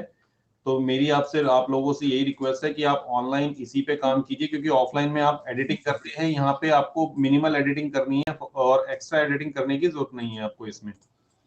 और इसे आप ओपन करेंगे तो जो आपके वर्क का नेम है, तो ये देखिए आपका वर्क का नेम यहाँ पे अपने आप प्रिंट आ गया, एस्टिमेटेड कॉस्ट प्रिंट आ गई है, वर्क का नेम है, कॉस्ट है। जो पैरामीटर अभी इसके अंदर खाली है वो तब फिलअप होंगे, जैसे कि EMD की अमाउंट है, टेंडर की फी है। जब आप टेंडरिंग का प्रोसेस करेंगे तो ये क्योंकि अभी ड्राफ्ट है, वो जब आएगा तो वो फाइनल होगा, वो भी मैं आपको बता दूंगा कि कहाँ से फाइनल डाउनलोड होगा। देन कॉस्ट ऑफ वर्क, तो ये सारी की सारी इंफॉर्मेशन अपने आप इसके अंदर फिल्ड हो जाएगी। लाइक ये क्रिटिकल डेट्स है, ये भी टेंडरिंग में अभी मैं बताता हूँ कहाँ पे आप डालेंगे, तो ये अपने आप फिल हो जाएंगी। तो ये इंफॉर्मेशन आपकी फिल हो जाती है। अब यहाँ पे आपको क्या करना है, DNIT अभी आपने अप्रूव नहीं हुई है, तो उसको अप्रूव करने के लिए गो टू नेक्स्ट पे जाएंगे। इन केस आपको लगता है कि आपको कुछ चेंजेस करने हैं, गो टू नेक्स्ट पे जाकर के भी चेंज कर सकते हैं। आपको लगता है ये आपने गलत बना दिया, अभी नहीं बनाना था, तो यहाँ पे डिलीट का प्रोविजन दिया हुआ है, आप डिलीट भी कर सकते हैं। गो टू नेक्स्ट करेंगे। गो टू नेक्स्ट में अगर आपको लगता है कि कोई चेंजेस रिक्वायर्ड नहीं है, फॉरवर्ड फाइनल सेव पे जाएंगे। हेलो हेलो, यहाँ पे आपको कुछ कंडीशंस दिखेंगी, ये कंडीशंस आप चूज कर सकते हैं अगर चूज करना चाहें, जो आपको लगता है कि आपके वर्क के कॉरस्पॉन्डिंग है। ये हमने प्री डिफाइंड कुछ कंडीशंस है वो रख रखी हैं, आप चूज करना चाहें कर सकते हैं। इन केस अगर आपको लगता है कि कोई और कंडीशंस हो सकती हैं तो वो हमें बता दीजिएगा, हम उनको ऐड कर देंगे, कोई ऐसा इश्यू नहीं है। तो मान लेते हैं हम 2 कंडीशन चूज करते हैं, देन इसको अप्रूव कर देते हैं। तो ये हमारा DNIT जो है अप्रूव DNIT के अंदर पहुंच जाएगा। थोड़ा किससे करना होगा तो सारे घर से सरपंच सा गिरना गांव वाले से कुछ हां थोड़ा किसका होया किससे करना होया ये जान रहा है तो सारा कोई बस था तो कोई नहीं तो कोई बताओ तो रोला हो गया बीच में वो कलिल्लू का हुआ था ना ना किस तरह की दौड़ किस तरह बनाया इसका वो 5 किलो हां ये देखिए यहाँ पे पहुंचा हुआ है डॉक्यूमेंट, यहाँ से आप डाउनलोड कर सकते हैं। और इसके बाद स्टेप है, यहाँ पे ये एक्टिविटी करने के बाद हमने यहाँ पे प्रोविजन दिया हुआ है कि जो SDO हैं उनको एग्जीक्यूटिव इंजीनियर का रोल दिया हुआ है ताकि वो टेंडर लगा सकें। तो जब आपका DNIT अप्रूव हो जाए तो उनको यहाँ से एग्जीक्यूटिव इंजीनियर का रोल चूज करना है, ये देख लीजिए, अदरवाइज आप टेंडर नहीं लगा पाएंगे। रोल यहाँ पे आपको सिलेक्ट करना पड़ेगा, तभी आप टेंडर लगा पाएंगे। उसके बाद आप वर्क मैनेजमेंट में जाएंगे, ई टेंडर पे जाएंगे, देन आपके पास क्रिएट टेंडर की ऑप्शन है।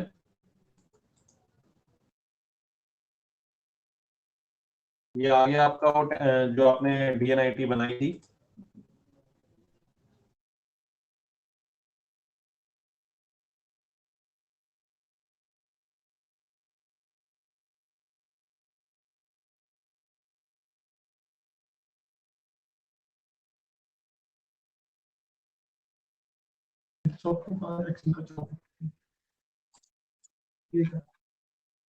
यहाँ से आपने क्रिएट टेंडर क्लिक करना है। एक बार सर रिपीट करना ये एक्सचेंज और एसडीओ वाली बात।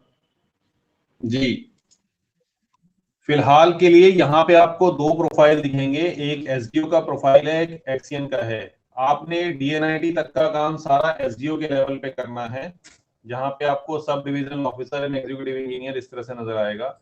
जब आप टेंडर लगाने के लिए आएंगे तो टेंडर के टाइम पे आपको ये वाला रोल चूज करना है, क्योंकि ये आपका इंटरिम अरेंजमेंट किया गया है जब तक कि आपके ई टेंडरिंग पे अलग से ऑर्गेनाइजेशन आईडी बन नहीं जाते हैं। तो इसके लिए Venus ji already in process हैं विद एनआईसी टीम। ठीक है जी। तो यहाँ पे एग्जीक्यूटिव इंजीनियर का चूज करेंगे तभी आप यहाँ से ई टेंडर पे जा करके टेंडर लगा पाएंगे।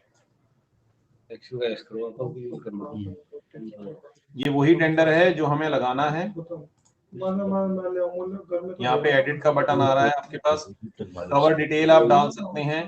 ये सारी प्रक्रिया आई थिंक आप लोग पहले भी कर चुके हैं, एक्सियन लेवल पे तो पहले हो ही हुई है, फिर भी मैं एक बार आपको ब्रीफ कर देता हूँ। आपने यहाँ पे डॉक्यूमेंट ऐड करना है टेक्निकल कवर के लिए कि आप क्या डॉक्यूमेंट लेना चाहते हैं। जो आपकी रिक्वायरमेंट है कि आप टेक्निकल कवर में ये डॉक्यूमेंट होना चाहिए, वो आप यहाँ पे सिलेक्ट कर सकते हैं। मैं फिलहाल एक डमी डॉक्यूमेंट डाल देता हूँ। यहाँ पे सिर्फ आपको नेम बताना है और किस तरह का डॉक्यूमेंट जो है बिडर आपको सबमिट करेगा। तो ये एक डॉक्यूमेंट आपका यहाँ पे ऐड हो गया, नीचे दिख रहा है।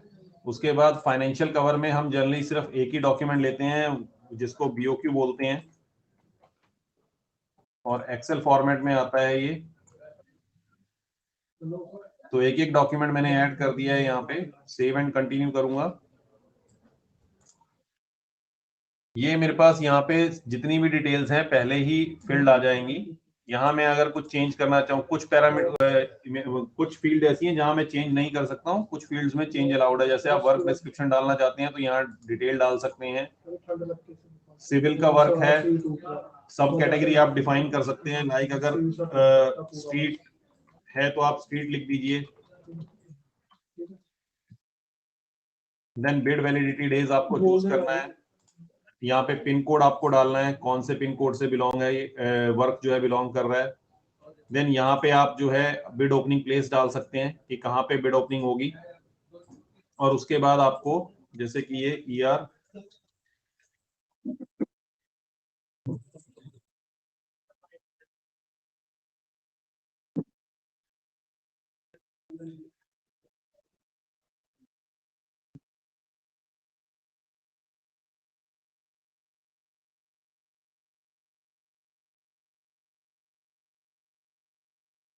उसके बाद आपने फी डिटेल डालनी है। ये जो जर्नल टेक्निकल इवैल्यूएशन टेम्पलेट है 25 लाख से नीचे नहीं है। टेक्निकल कमेटी यहाँ ऑनलाइन नहीं बनेगी 25 लाख से नीचे के केस में, तो इसलिए आपने सीधा यहाँ पे फी डिटेल डालनी है।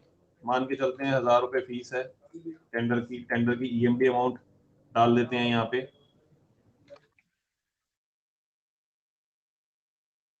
Then save and continue.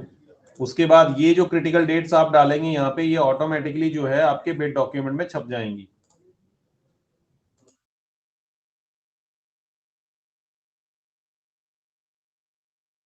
हम चाहते हैं शाम को 3 बजे जो है इसको पब्लिश कर दें आज।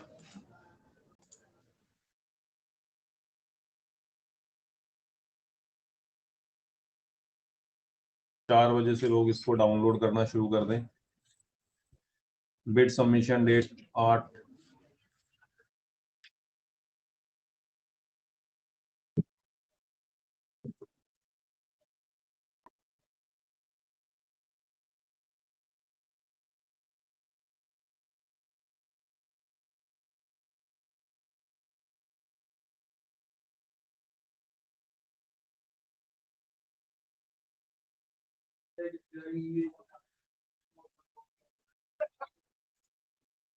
Save and continue.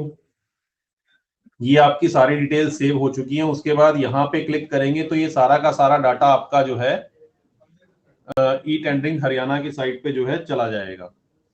अब आपको DNIT कहाँ से डाउनलोड होगी? जब ये डाटा यहाँ से आप पुश कर देंगे, पुश करने के मतलब यहाँ से सबमिट कर देंगे हरियाणा ई टेंडरिंग साइट पे, क्लिक करते ही एक आपको वो आएगा यहाँ पे फ्लैश स्क्रीन होगी कि आपका डाटा सक्सेसफुली सबमिट हो गया है। उसके बाद वो यहाँ इस स्क्रीन पे नहीं दिखेगा, नॉट सबमिटेड टू जेपनिक वाली स्क्रीन पे नहीं दिखेगा, फिर वो यहाँ दिखेगा आपको सबमिटेड ऑन जेपनिक, ठीक है। और यहाँ से आपको वो डाउनलोड कर सकते हैं बिड डॉक्यूमेंट जो आपका वहां पे पब्लिश हुआ है, ठीक है। इस बिड डॉक्यूमेंट को डाउनलोड करेंगे तो आपको जो है ये दिख जाएगा कि उसमें टेंडर की फी भी आ जाएगी, EMD अमाउंट भी आ जाएगी, और वो पीछे जो ड्राफ्ट लिखा हुआ आ रहा था वाटरमार्क वो भी नहीं रहेगा, क्रिटिकल डेट्स आ जाएंगी, जो आपके ऑफिसर्स हैं उनकी स्टैंपिंग भी आ जाएगी उसके ऊपर। तो ये सारी प्रक्रिया है यहाँ से टेंडर को ई टेंडरिंग साइट पे ले जाने की। उसके बाद जो एक्टिविटी है वो सारी की सारी आपने ई टेंडरिंग साइट पे करनी है और टेंडर को पब्लिश कर देना है। तो वीनस जी, ये मोटी मोटी प्रक्रिया थी और ऑलमोस्ट सभी लोग जो हैं SDOs अवेयर हैं इस प्रक्रिया से। एक्शन ऑफिस में ये ऑलरेडी होती है प्रक्रिया, तो अगर आप कुछ पूछना चाहें तो पूछ सकते हैं। विनेश जी, मैं एक चीज जरूर ऐड करना चाहूंगा। अभी जो जैसे नवीन जी ने आपको सारी चीज बिल्कुल ब्रीफ कर दी है, हर चीज एक्सप्लेन कर दी है प्रॉपरली। इसमें जो CBD से रिलेटेड पॉइंट्स हैं, जो हमारी CBD ऑनलाइन जनरेट होती है, जैसे आपको पता है कि PWD ने common bid document government of Haryana से अप्रूव करा करके हमें दे दिया। अकॉर्डिंगली हमने उसको ऑनलाइन यहाँ पे डाल दिया है। इसमें कुछ चीजें हैं जो हम कल, जैसे हमने बताया कि मॉर्निंग के जो हमारे पास रमेश कुमार जी SDO आए हुए थे, हमने जब उनका एक प्रोजेक्ट लगाया तो हमें दिक्कत ये आ रही थी कि वो पूछ रहा है कि इसमें एम्प्लॉयर कौन होगा। सेकेंडली,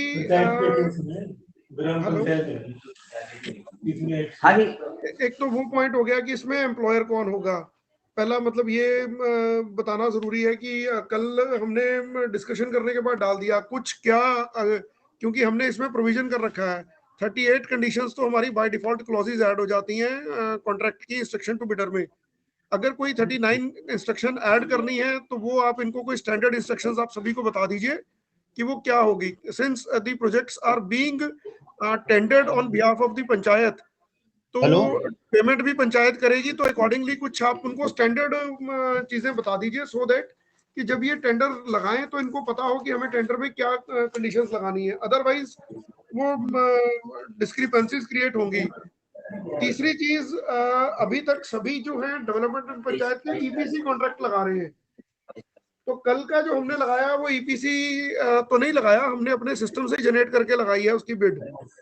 तो ये कुछ चीजें जो है वो आप काइंडली सबको क्लैरिफाई कर दीजिए, सो दैट कि आगे ये प्रॉब्लम ना आए। मुझे मॉर्निंग में, और उन्होंने ये पॉइंट मेरे को भी डिस्कस किए थे मेरे साथ, और वो ये कह रहे थे कि क्योंकि हमारे पंचायत पब्लिकेशन में बहुत सारी कंडीशंस जो हैं वो कटेंगी इसमें से, जो आपका स्टैंडर्ड बिड डॉक्यूमेंट है। तो उन्होंने भी हमें ये सजेस्ट किया है कि you need to revise this bid document, अपना रिवाइज कर दीजिए, जैसा आप रिवाइज करेंगे वी विल क्वालिफाई इट। तो आज मीटिंग में हमारे पास सेक्शंस आए हुए हैं, तो हम इनके साथ ये पॉइंट डिस्कस कर लेंगे कौन कौन से पॉइंट्स है उसमें से हम हटा सकते हैं, रिडंडेंट है, और कैसे उसको सिंप्लीफाई किया जा सकता है। Accordingly we will communicate.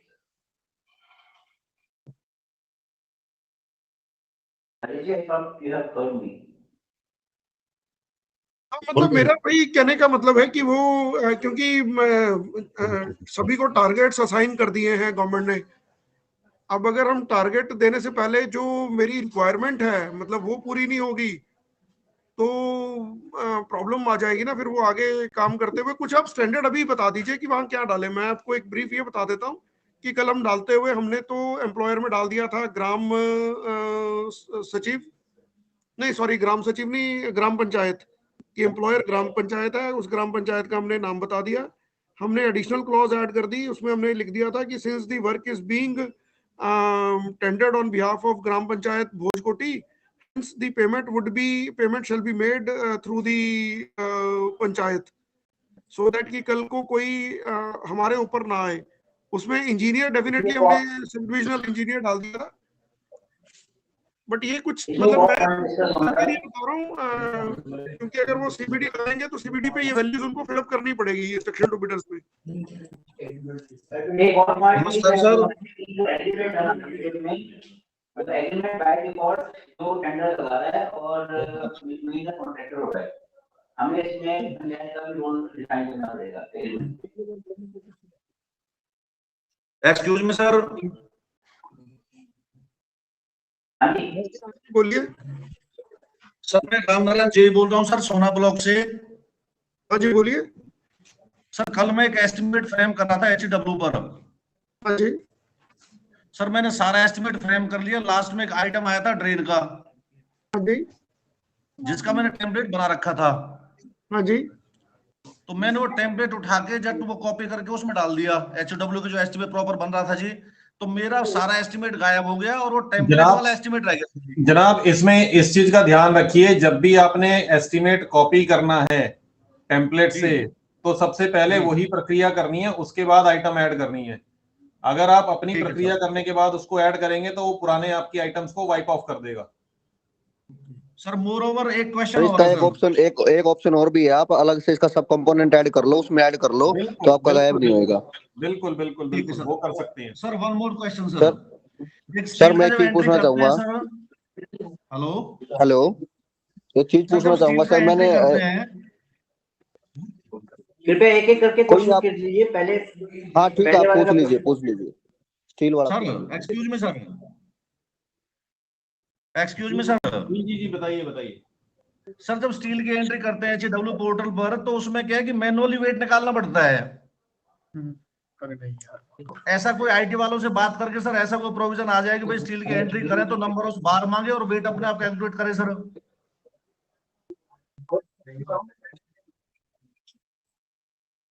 नहीं, वहां पे स्टील बार एंट्री है, वो आपने यूज किया स्टील बार एंट्री, उसमें लेफ्ट अपना लेंथ विड्थ डेप्थ बताना, ब्रेड्थ बतानी पड़ती है। हेलो जी सर। ये DNIT जेई की उस आईडी से होगी या SDO की आईडी से होगी? देखिए, जो प्रोविजन है उसमें जेई और SDO दोनों को हमने DNIT प्रिपेयर करने का दे रखा है ऑप्शन। सर एक चीज बताइए, मैंने टेम्पलेट बना लिया, मेरा कोई नाले के लिए बनाया 100 रनिंग फुट का। जी हेलो। हाँ जी बताइए। अभी मेरे को एस्टिमेट चाहिए 2300 रनिंग फुट का, तो मेरे को क्या वो टेम्पलेट यूज हो पाएगा मेरा? आप वो टेम्पलेट यूज करके अकॉर्डिंगली क्वांटिटी अपडेट कर सकते हैं उसकी। कैसे कर सकते हैं सर, एक बार उसका प्रोसेस बताएगा?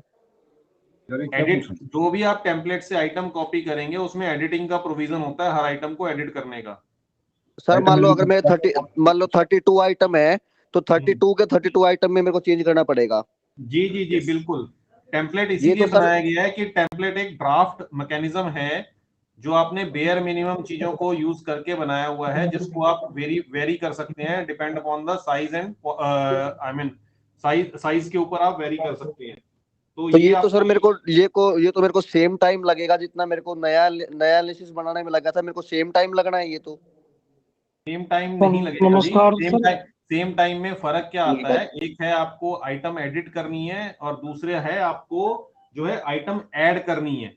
एडिट सर आइटम एडिट करने, सर मैं आपकी बात आइटम एडिट करने के लिए भी मेरे को ईच आइटम सिलेक्ट करना पड़ता है। ऐसे नहीं है कि मेरे को सारे आइटम सामने दिख जाएंगे, उसमें से जो मैं एडिट करना चाहूँ वो एडिट हो जाएंगे। मेरे को एक एक आइटम सर्च करके सिलेक्ट करना पड़ेगा। मेरे को पहले देखना पड़ेगा उसका प्रिंट आउट निकाल के कि which item has been taken, according to that I will have to choose all items. उसका एक अल्टरनेटिव है, आप उसको एक काम कीजिए, आप उसी एस्टीमेट को जो है एक अगर उस तरह के वर्क आपके मल्टीपल हैं तो आप एक और मास्टर टेम्पलेट बना लीजिए accordingly. For what length I will take the template?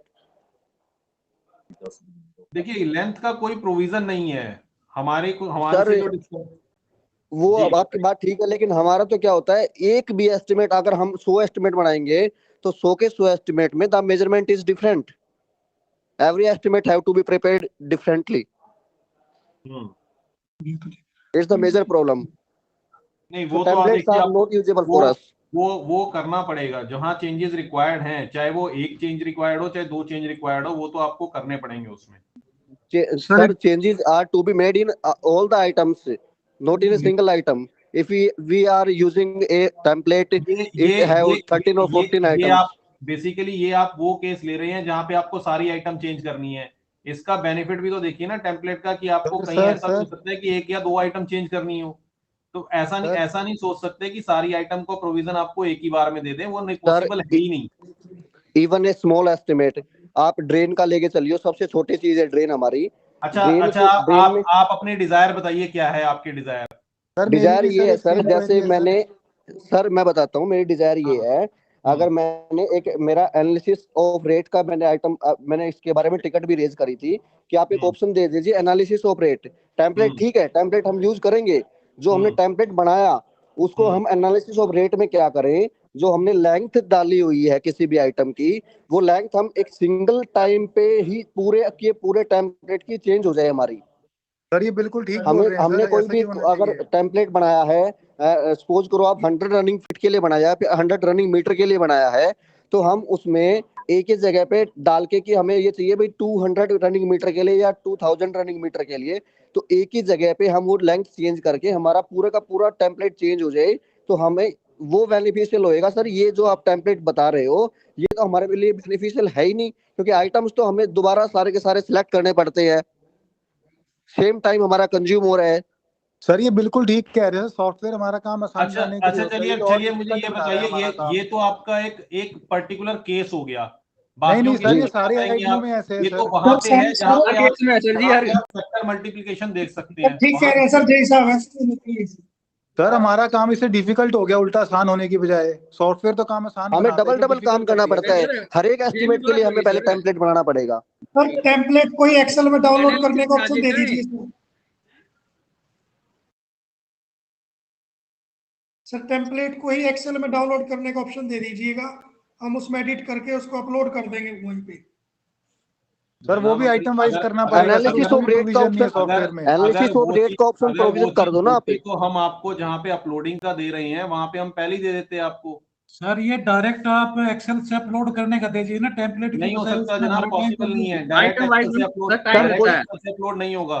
कोई बात नहीं, एस्टिमेट ज्यादा होते हैं हर जगह पास। आप एक्सेल का ऑप्शन मत दीजिए, लेकिन आप ये तो ऑप्शन दे ही सकते हो कि हम इवन कोई भी हमें चेंज करना हो तो एक एंट्री से हम पूरे के पूरे टेम्पलेट की लेंथ को चेंज कर सकें। करेक्ट सर, बिल्कुल ठीक बोल रहे हैं सर। एक बात बताइए ना, आपकी ये जो प्रॉब्लम है ये सिर्फ एक पर्टिकुलर केस के लिए है जहाँ पे नहीं सर, पर्टिकुलर केस के लिए नहीं है, सारे के सारे एस्टिमेट।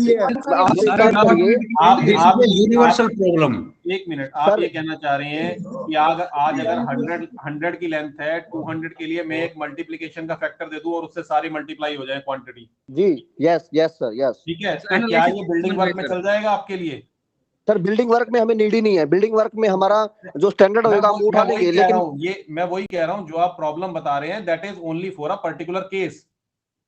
नहीं sir, only except the buildings, all cases except the building, for all the cases except the building.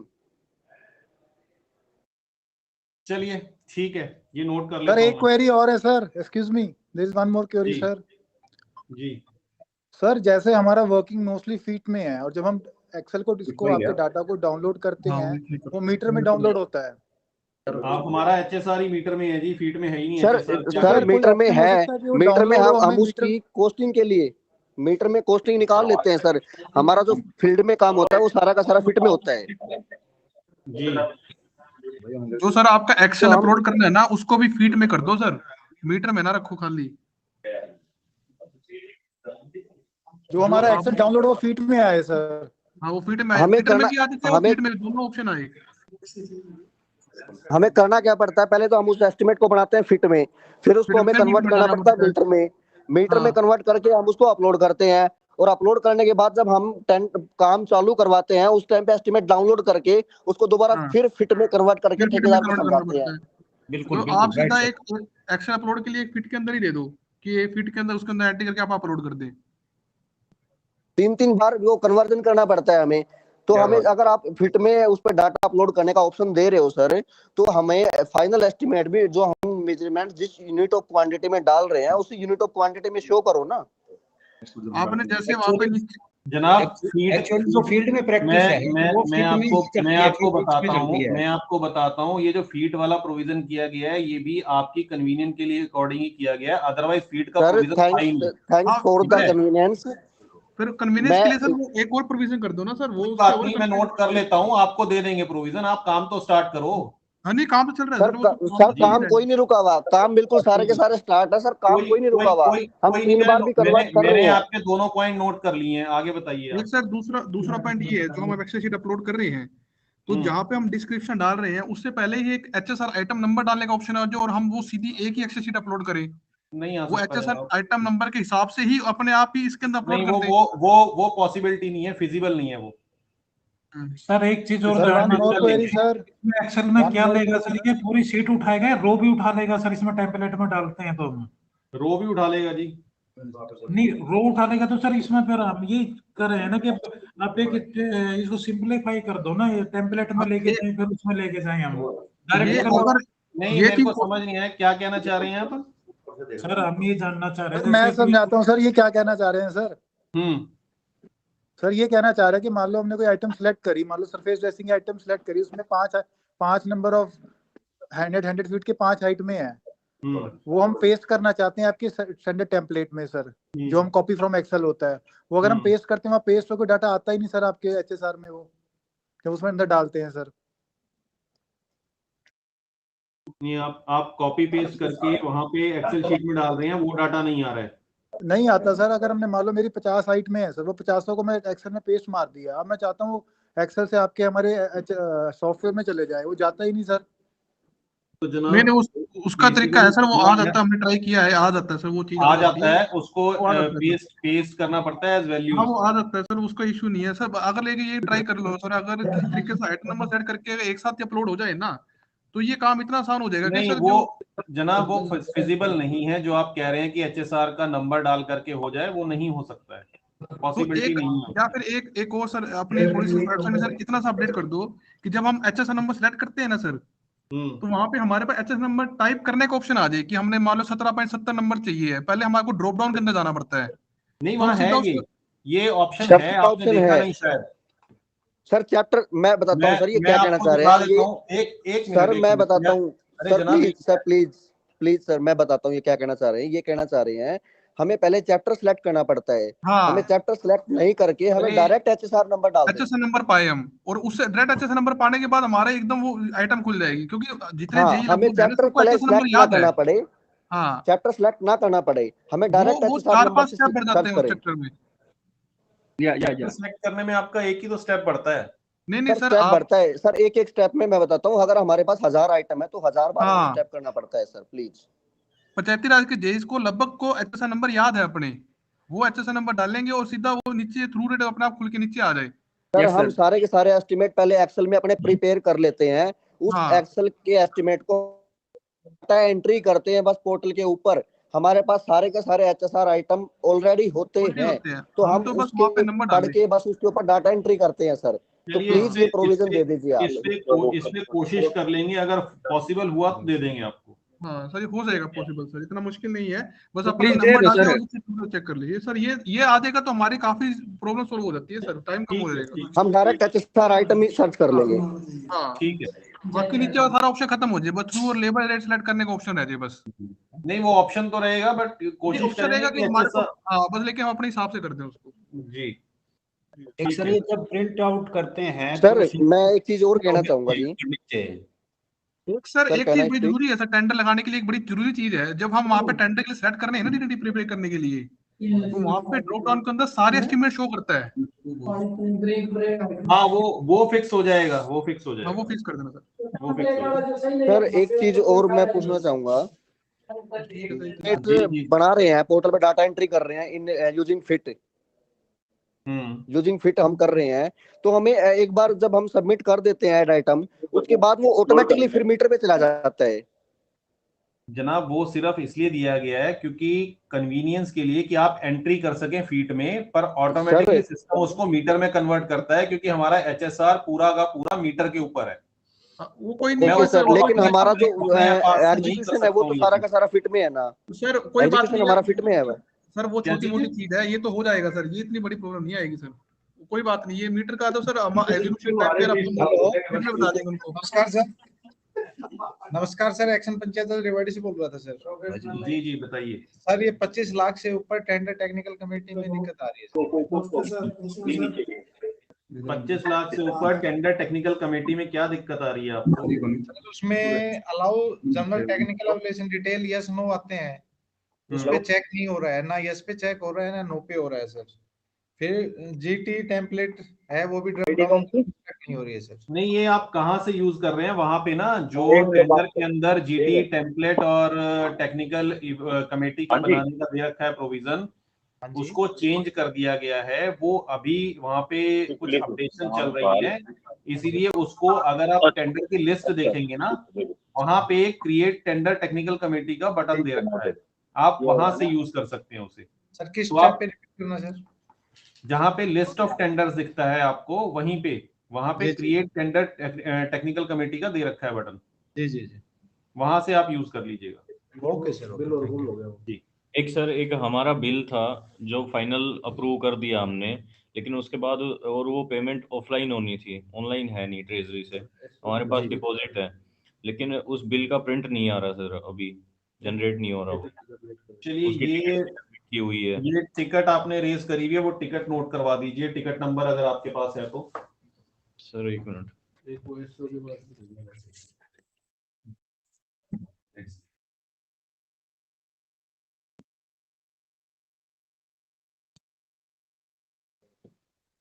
तो मैं लॉगिन करके फिर बताता हूँ।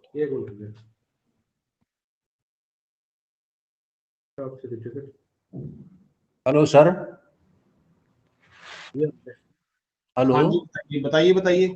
सर टिकट आईडी है COMP, लास्ट के 6 डिजिट बता दीजिए आप। 111416। 111416। हाँ जी ठीक है। ये EMB का है ना आपका? हाँ जी EMB का है। और सर दूसरी चीज, ये बिल फाइनल जब अप्रूव होता है एक्शन साहब की आईडी से, उससे पहले बीच में कहीं भी SO जो सेक्शन ऑफिसर है या अकाउंटेंट, उनके पास नहीं भेजने का ऑप्शन नहीं आता कहीं भी, वो उन पे फॉरवर्ड नहीं होता। आपके ये जो सेक्शन ऑफिसर हैं ये HRMS के ऊपर हैं? हाँ जी सर है, मैप भी है। वीनस जी एक बारी जो ये सेक्शन ऑफिसर हैं ये मैप है नहीं प्रॉपर, ये देख लीजिएगा। आपके पास वो दे रखा है प्रोविजन?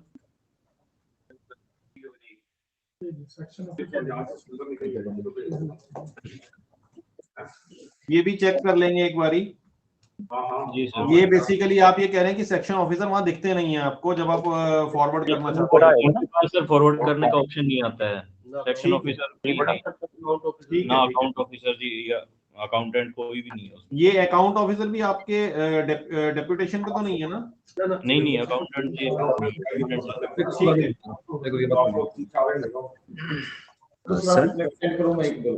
हेलो ठीक है जी।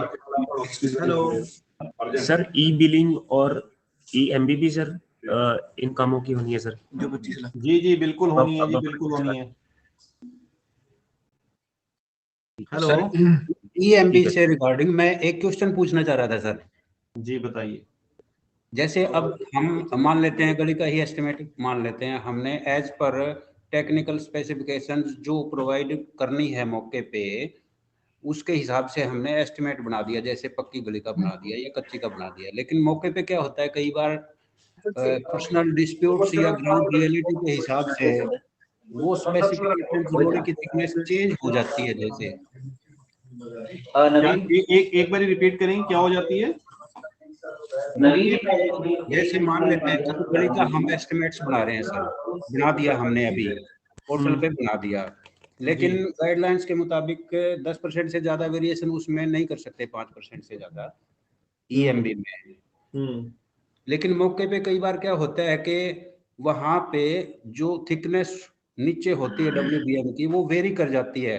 मान लिया एस्टिमेट में हमने प्रोविजन कर लिया 6 इंच का, 7 इंच का, और मौके पे डिस्प्यूट्स हो गए, लोगों ने मतलब लेवल्स की वजह से रोड़ा मौके पे कम डालना पड़ जाता है, तो उसमें वेरिएशंस आने के चांसेस बढ़ जाते हैं सर जी।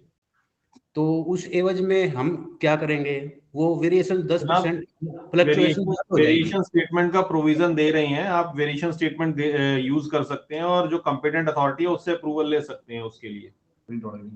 प्री अप्रूवल लेनी पड़ेगी सर इसकी पहले। हेलो जी जी जी हेलो थैंक यू सर। एक क्वारी है सर जी। हेलो, जैसे हम प्रिंट आउट निकालते हैं एस्टिमेट का, तो इनके sequences mean serial numbers change हो जाते हैं। ये ना मेरे को ये जानना भी है कि ये कौन सी जगह पे आपको सीक्वेंसेस चेंज मिल रहे हैं, क्योंकि हमने मोस्टली सभी रिपोर्ट्स पे पूरे सब हम जिस एस्टिमेट का प्रिंट आउट निकालना चाहें सभी के लगभग चेंज हो जाते हैं। मैं ये जानना चाह रहा हूँ कि आप जो प्रिंट निकाल रहे हैं वो कौन सी स्क्रीन पे से आप प्रिंट निकाल रहे हैं, क्योंकि ये बेसिकली हमारे मल्टीपल जगह से हम प्रिंट की ऑप्शन दे रखी है और मैक्सिमम सभी जगह पे फिक्स है। ये जो 1-2 केसेस मेरे को नॉलेज में आ रहे हैं, मेरे को ये पता नहीं चल रहा है वो कौन सी किस लोकेशन से प्रिंट निकाल रहे हैं।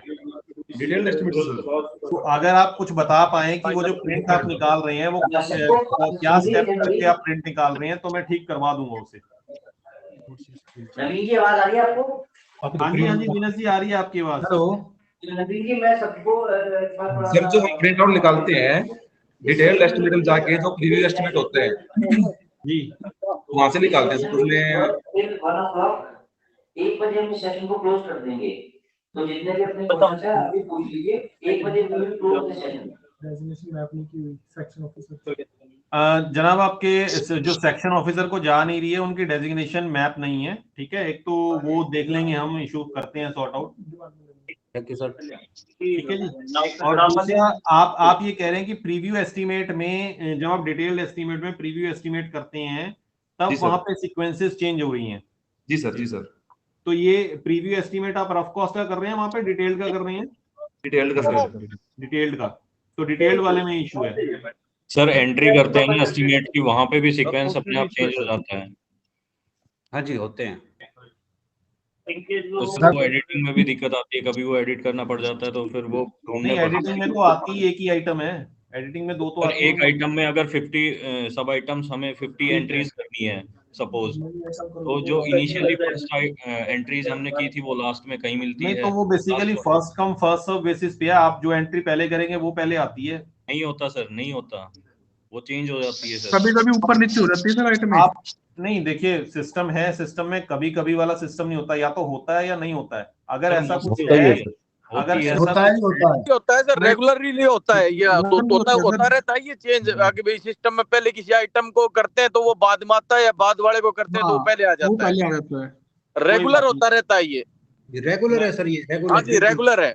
मैं वही कह रहा हूँ कि या तो सिस्टम में वो होगा या सिस्टम में वो नहीं होगा। जिस आइटम में एडिट करते हैं ना वो नीचे चला जाता है सर, जिस आइटम में एडिट करते हैं ना वो सबसे लोअर चला जाता है, बस ये। नहीं अगर एडिट ना भी नहीं ऐसा नहीं है, ये है कि हम आइटम जैसे 10 आइटम एंट्री करेंगे, अगर उनमें से 10 में 8 एंट्री हमने कर दी है और 9वां करने लग रहे हैं जो हमने पहले किया था, हो सकता है वो तीसरे नंबर पे मिले, चौथे नंबर पे मिले, नंबर हो जाता है सारा। Right, same problem sir. Right, ऊपर नीचे हो जाता है। चलिए ठीक है। ऐसा अगर कोई आपके पास केस है, अगर ऐसा कोई एस्टीमेट आपके पास है बना हुआ है, तो वो उसकी डिटेल हमारे से शेयर कर दीजिएगा, हमारी टीम उसको चेक कर लेगी और देन फिर करेक्टिव मेजर उसके कर लेंगे हम, कोई इशू नहीं है। ठीक है सर। सर ये टेम्पलेट किसी की आईडी से कॉपी की जा सकती है? सर एक क्वेश्चन और है सर। सर ये टेम्पलेट कहीं से भी कॉपी की जा सकती है सर? क्या कह रहे हैं? टेम्पलेट किसी दूसरे की आईडी से दूसरे जिले से भी कॉपी की जा सकती है और उसमें एडिट किया जा सकता है? हाँ जी एडिट नहीं कर सकते हैं, कॉपी कर सकते हैं। कॉपी अपने एस्टीमेट में कर लीजिए और एस्टीमेट में फिर एडिटिंग कर सकते हैं आप। सर इज इट पॉसिबल, एक क्वेश्चन है मेरा, हम जैसे बिल्डिंग का एस्टिमेट बना रहे हैं पोर्टल पे, सबको एक मिनट सर, एक काइंडली नोट करेंगे कि हम इस सेशन को क्लोज कर रहे हैं और ये फ्राइडे को फिर 11 बजे हम सेशन करेंगे 1 घंटे का ये सेशन क्वेश्चन आंसर सेशन, और ये repeatedly after every alternate days होगा। तो काइंडली आप अपने क्वेश्चंस नोट डाउन कर लीजिए। अभी we have to close this session, right? 11 से 12 के लिए। सर एक सिर्फ एक क्वेश्चन। जी हेलो सर, मेरा क्वेश्चन ये है, जैसे हम बिल्डिंग का कोई एस्टिमेट बना रहे हैं आइटम वाइज, और बीच में मान लेते हैं कोई काम हो गया या किसी वजह से वो एस्टिमेट को बीच में क्लोज करना पड़ गया, तो जब नेक्स्ट हम आइटम शुरू करते हैं तो उसमें ये नहीं देख सकते कि हम कहाँ तक आ चुके थे, क्योंकि वो पूरा व्यू एकदम से दिखाई नहीं देता उसमें। नहीं, वहाँ प्रीव्यू का ऑप्शन दे रखा है, प्रीव्यू देखिए। प्रीव्यू में तो है सर, प्रीव्यू में तो है। इज इट पॉसिबल के जो जिस स्क्रीन उस पे टाइम हम प्रीव्यू में जो हम देखते हैं उस टाइम वो जो है ना सीरियल चेंज हो जाता है, जो एंट्री किए हुए होते हैं सीरियल चेंज हो जाता है सर, उसमें आगे पीछे पता ही नहीं लगता। कोई बात नहीं, आपने सीरियल वाली बात कर दी है, हम एक बार थॉरोली चेक भी कर लेंगे कि सीरियल वाला इशू ना रहे आपको। पर वो प्रीव्यू दिया हुआ इसीलिए है ताकि आपको पता रहे कि आप कौन से स्टेप पे थे, अगर आपको उसी को फर्दर आगे कंटिन्यू करना है तो। चेंज नहीं होगा।